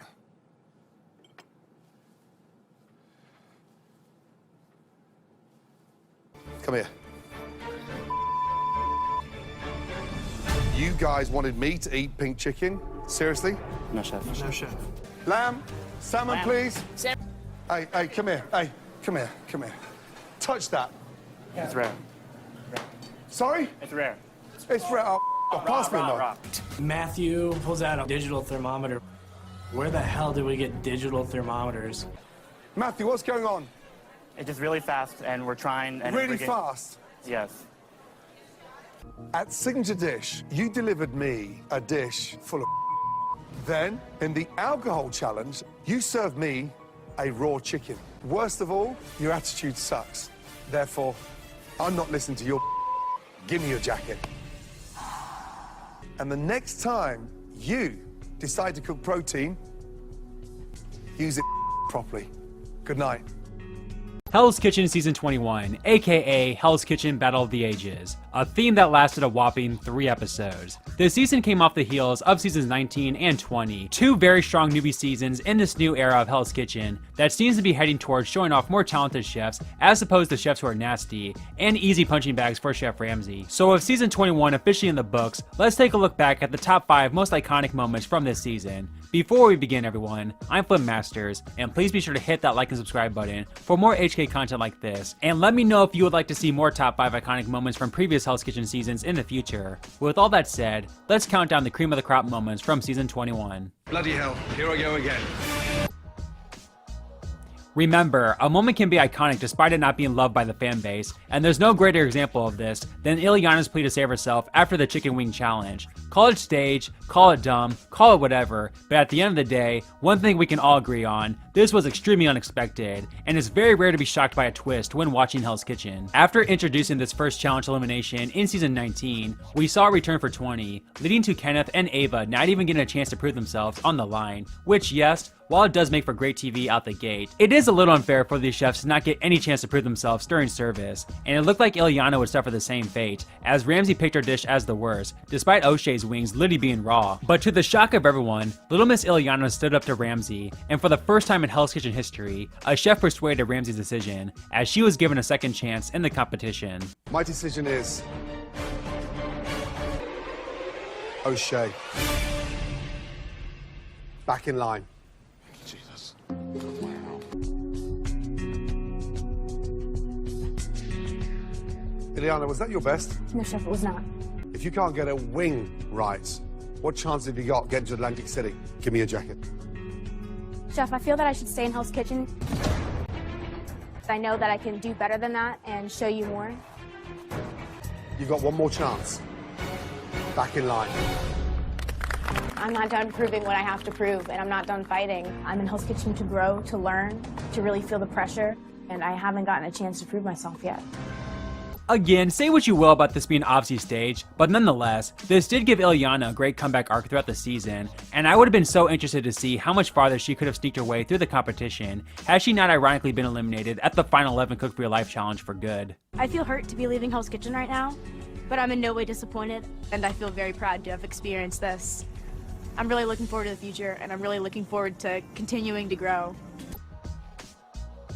The next iconic moment comes from that very same episode, in the crazy opening night double elimination. Zeus appeared to be an interesting personality coming into the competition, claiming he survived a shark attack. One day I went out and found myself in the mouth of a great white shark. A great white shark bit your head? Yeah. I snuck out of the hospital, got on the bus, went back to service, and finished it out. Stop it. Seriously? On Hell's Kitchen, a few crazies slip in, and I think that Zeus is one of those guys. Man. But despite going through all that trauma, just a couple of days of Hell's Kitchen was too much for him to handle, which should tell you everything you need to know about the difficulty of this show. After the 40-somethings lost the opening night dinner service, they nominated Billy and Charlene. Remember her? But before Ramsay made his decision, Zeus shocked everyone, offering himself up for elimination, only for Ramsay to nix his wishes, only to blindside him seconds later after eliminating Charlene. A true chaotic sequence of events, and ending this all-time iconic episode off with a bang. The person leaving Hell's Kitchen. Chef, may I speak? Oh, me, shark bait. Can I step in? What is it? I feel that I belong down here. I had a terrible service. It's a lot harder than I expected. I feel Charlene and Billy want this more than I do. Zeus, get back in line. Charlene, you are not ready to become my head chef. Please, give me a jacket. Thank you. Thank you. Good night. Good night. I'm not done. Zeus. Yes, chef. Step forward. Excuse me. You do not deserve to be here. Give me your jacket. Excellent. This heat here, it was just something I didn't want a part of. Me. Charlene had trouble with her chicken, and Zeus was nothing but a chicken. Good riddance.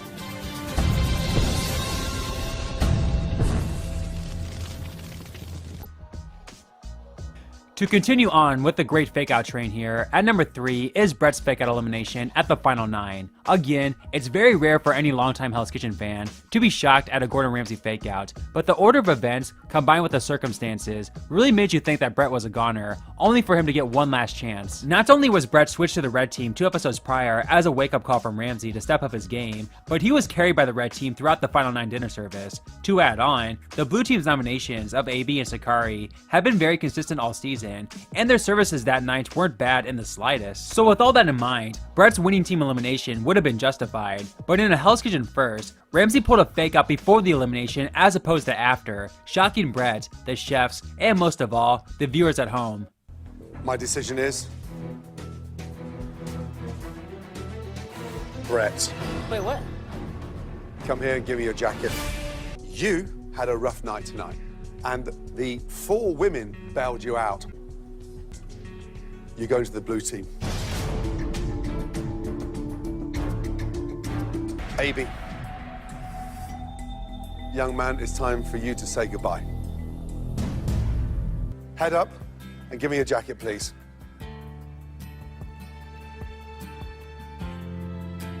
Well done. Thank you, Chef. Thank you. And good luck. When Chef Ramsay said Brett's name, I was completely shocked. At this point, anybody can go home. Like, you never know how it's gonna go. Oh my God. I don't know if I can feel happy right now, but I'm definitely grateful that he hasn't given up on me. But this is my last chance. As I said earlier, Hell's Kitchen has finally given us some really talented chefs these days, as seasons 19, 20, and 21 are arguably all in the top 5 when it comes to overall talent. And so due to this, it made the episode 6 Final 14 dinner service all that much more surprising, as we got one of the worst modern Hell's Kitchen services. The ironic part is, this service was for season 20 winner Trenton's wedding, which included many alumni from seasons 19 and 20. And man, they must have been horrified to see what transpired from the season 21 cast in the kitchen that night. Walking scallops. Nice cold. Hey, you two, come here. Just touch them in the middle. It's nice cold. Come on, guys. Yes, Chef. Come on, guys. Bounce back. Bounce back. Bounce back. Shout to the window, Chef. Now they're cremated, huh? Now they've gone the other way. That's 2 caramelized now. Let's go. 2 more portions. Come on, guys.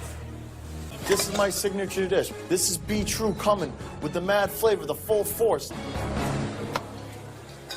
Hey, blue team. Yes, Chef. Just touch that. It's raw. Sorry, Chef. Young man, this is your dish. They chose your dish. We gotta catch a grip. We gotta bounce back. We gotta bounce back. Coming down, guys. This is raw. You. Oh, get out. The was that? Embarrassing, Chef. Unacceptable, Chef. A disgrace. You should be embarrassed. We are, Chef. I am, Chef. Come up with 2 individuals Yes, Chef. that could be leaving the next 5 minutes. Yes, Chef. Off. Stop for 2 seconds. Stop. Can anyone tell me what's wrong with this? It's too much on one. It's too much in there, Chef. Come on, it's like a roadside cafe, this. Guys? Yes, right. Yes, Chef. Yep. All right, how long on the next table? Hot, Chef. Mindy, come here. Hey, sorry. red team, come here. Mindy just said that's hot. Can someone just touch that? It's not hot. In the oven, Mindy. Yes, Chef. Oh, no. You guys. Oh, my God. Oh, my good God. I'm sorry, guys. She can't even heat collard greens. chicken raw. Mindy's giving me hot food stone cold. Oh my God. Ticket's gotta be perfect. Or Oh God. you're good. Oh. What is that temperature? Medium well, chef. What is that? I have one Medium on. well, chef. I have one ready. 1, 2, 3, 4, 5, 6, 7. Get out! Get out! Oh, wow. But hold on, the shocking bad services don't stop there, as if you thought this group struggling at the Final 14 was surprising, that's nothing compared to the cream of the crop Black Jackets this season, having one of the worst Black Jacket services ever. Seriously, there had essentially been very little mistakes leading up to this service, and with this being one of the strongest Black Jacket brigades ever, you would think there would be little to no mistakes in this service as well. But man, Daphne struggled with communication all night. Cheyenne had a shocking crash and burn after being so dominant the entire season, keeping the final Black Jacket curse alive, and even freaking Alex made his only dinner service mistake of the season on this night. Truly one of, if not the most unexpected bad service to ever occur on Hell's Kitchen. Walking tail. Oh boy. The lobster, it's ice cold and raw. You need to wake up and talk. Get that lobster poached Yes, now. chef. I have another Quickly. one. Let's go. Daphne, let me get a fish all day. Fish all day, heard. What's that second call on fish? 1 sec. Daphne. Silence. Turn my back, absolute silence. I know, nothing, Chef. I know. nothing coming up. I've had more noise in a library. How long? 2? Cheyenne, I'm up with 2 risotto right now. Let me check my lobster, please. Right behind you, chef. Oh boy. Come here. Daphne, you just get me that garnish. Just put your hand on there. Cold. That's not cold. That's ice cold. Okay, get it back in. Walking salmon. Oh boy. All of you, stop.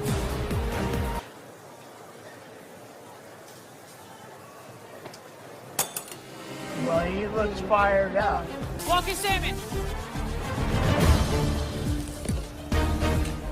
Oh man. Alex. Hey, come here. All of you.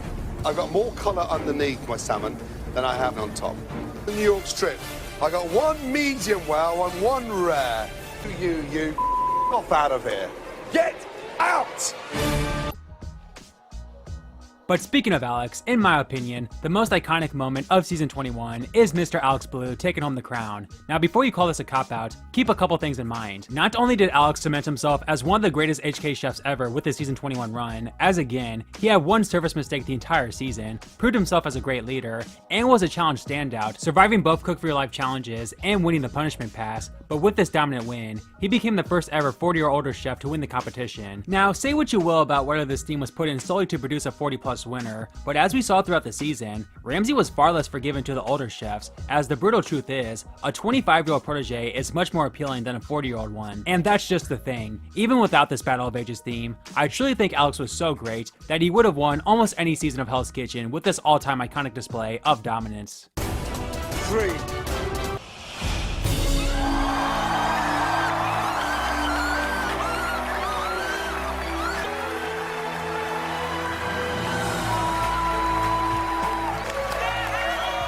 I just want Hell's Kitchen. You want to talk about the ultimate moment of validation for 24 years of hard work? Tonight it happened. His cooking and his passion pushed him to the front of the pack, making him the ideal choice to be my next head chef. Hell's Kitchen Season 22, The American Dream. While a cheesy theme, this season would arguably go down as one of the best ever due to its combination of drama, unpredictability, and insane talent. But what are the moments that stand out the most from the season? What's going on, guys? I'm FlynnMasters, and today, we'll be looking at the most iconic moments from Hell's Kitchen, The American Dream. Be sure to like and subscribe to support this series and channel, and with that, let's take a look at my picks for the most iconic moments from this incredible season. Bloody hell, here I go again. As I've said, and will continue to say in these iconic moment videos, getting the season started off with a bang is so crucial, and we absolutely got that this season. Not only does it seem that Ileana indeed broke the first boot elimination challenge, given that every chef had a chance to cook during the first service, but it would indeed be a train wreck opening night. It was so bad, in fact, that for the first time since season 12, both teams would lose, with this service in general going down as one of the worst opening nights ever. And of course, this entire service, and for that matter, entire episode was highlighted by the antics of Tad, who will go down as one of the best first boosts ever. And How long? New York Strip, 6 minutes. 7 minutes. 7 minutes. 7 minutes. 7 minutes, Chef. How long? Look at you guys. What the is happening? I'm a good line cook, man. Like, I can burn on the line. Can I hang? I think I can, but like, let's find out. Walking 2 strip. Oh. Now, Brad and Tad is called sad. Get it back in the pan. Yes, Chef. Here we go. Chicken halibut. Yes, Chef. Chicken walking. Hey, come here. Come here. Jason, the halibut's still undercooked and the chicken pink in the middle. And look at that. I've never seen such a fragmented, pathetic opening in all my life. Get the out of here. Off. I've still got no chicken. Sandra, can you not answer me? I'm answering, Chef. It's walking right now. Wait, what am I? Nope. Okay, I've sent the other 4 entrees. Where is the chicken? 2 minutes. 2 minutes on chicken. Oh my God. Put all that chicken there. Damn chicken. what was it? The chicken. The chicken.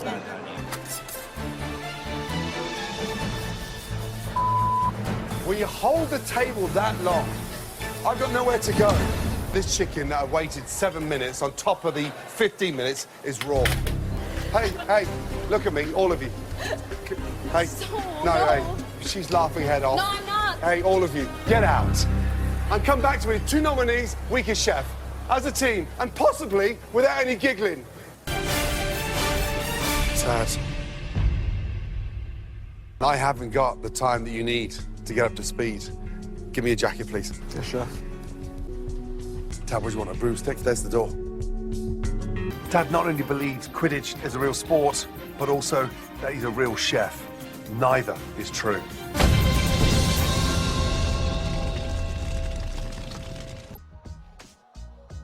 One of the biggest complaints about the new era of Hell's Kitchen is that the cast have been a bit too nice, with there hardly being any fights or drama in the first couple seasons of the 20s. However, the season 21 first Black Jacket service would go down as one of the most shockingly bad services in Hell's Kitchen history with how talented they were, but one could argue that would be one up this season, as this season was so talented that Ramsay literally named them as the first final 6 Black Jacket group since season 14. But despite this, we would see arguably the worst service of the season. But what made this so shocking, and for that matter iconic, is that Jonathan and Demir, who were literally the frontrunners of the season at this point, would completely crash and burn, with Jonathan in particular having an awful episode all around after having one of the best edits ever before this, as he did not take too kindly to being called a sack of shit by Ramsay. Yes, Have chef. you sobered up? Yes, chef. I slept great. You sure? Because you look like a sack of shit on a hot day this morning. I'm ready to bounce back from being a big sack of this morning, and I'm ready to make chef proud. Garnish walking. Jonathan.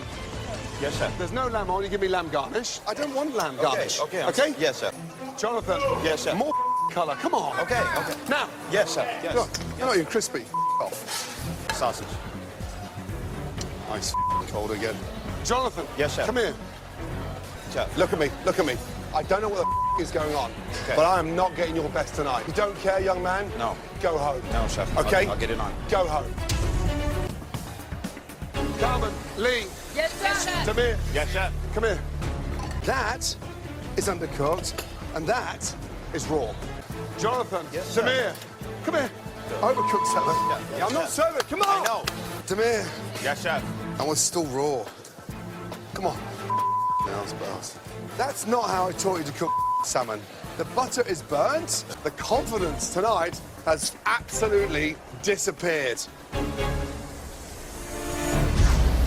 Tonight's service was shocking. The person leaving Hell's Kitchen is Lee.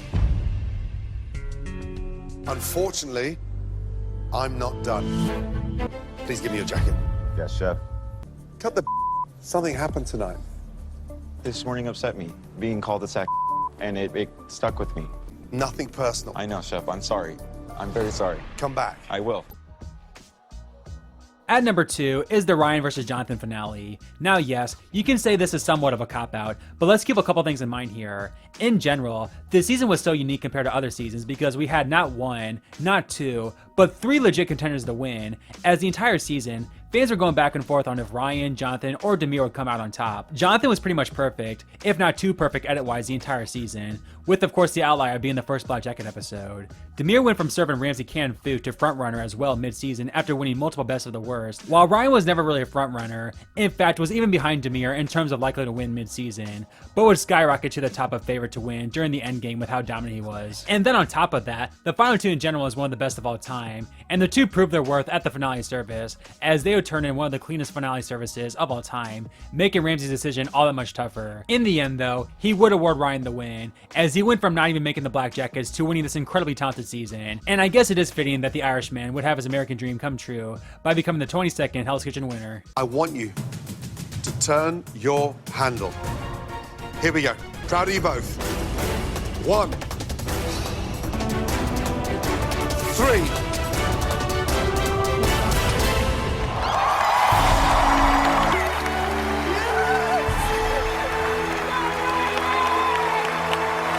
Not lost. Head up high, okay? Come on. A great career in front of you. I'm the winner of Hell's Kitchen. Right, ladies and gentlemen.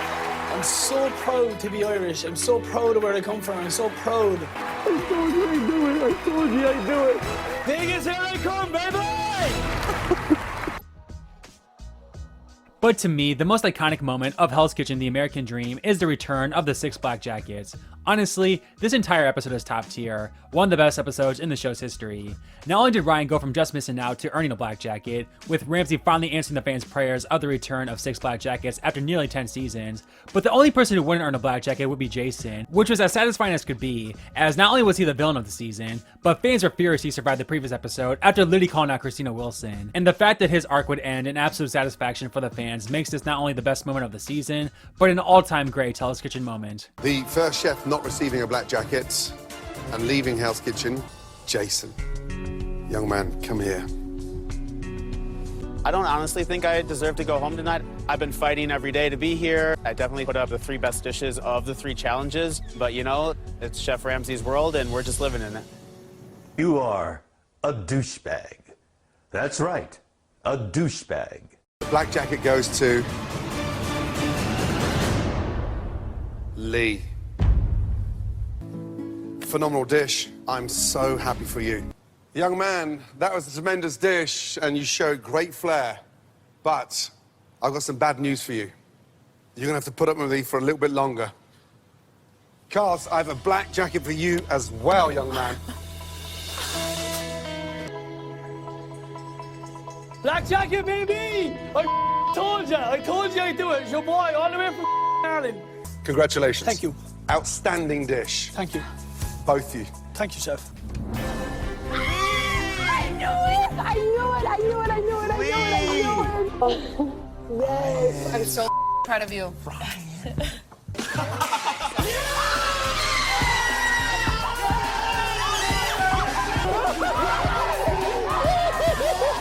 Sammy, jump in. I'm in. Ready?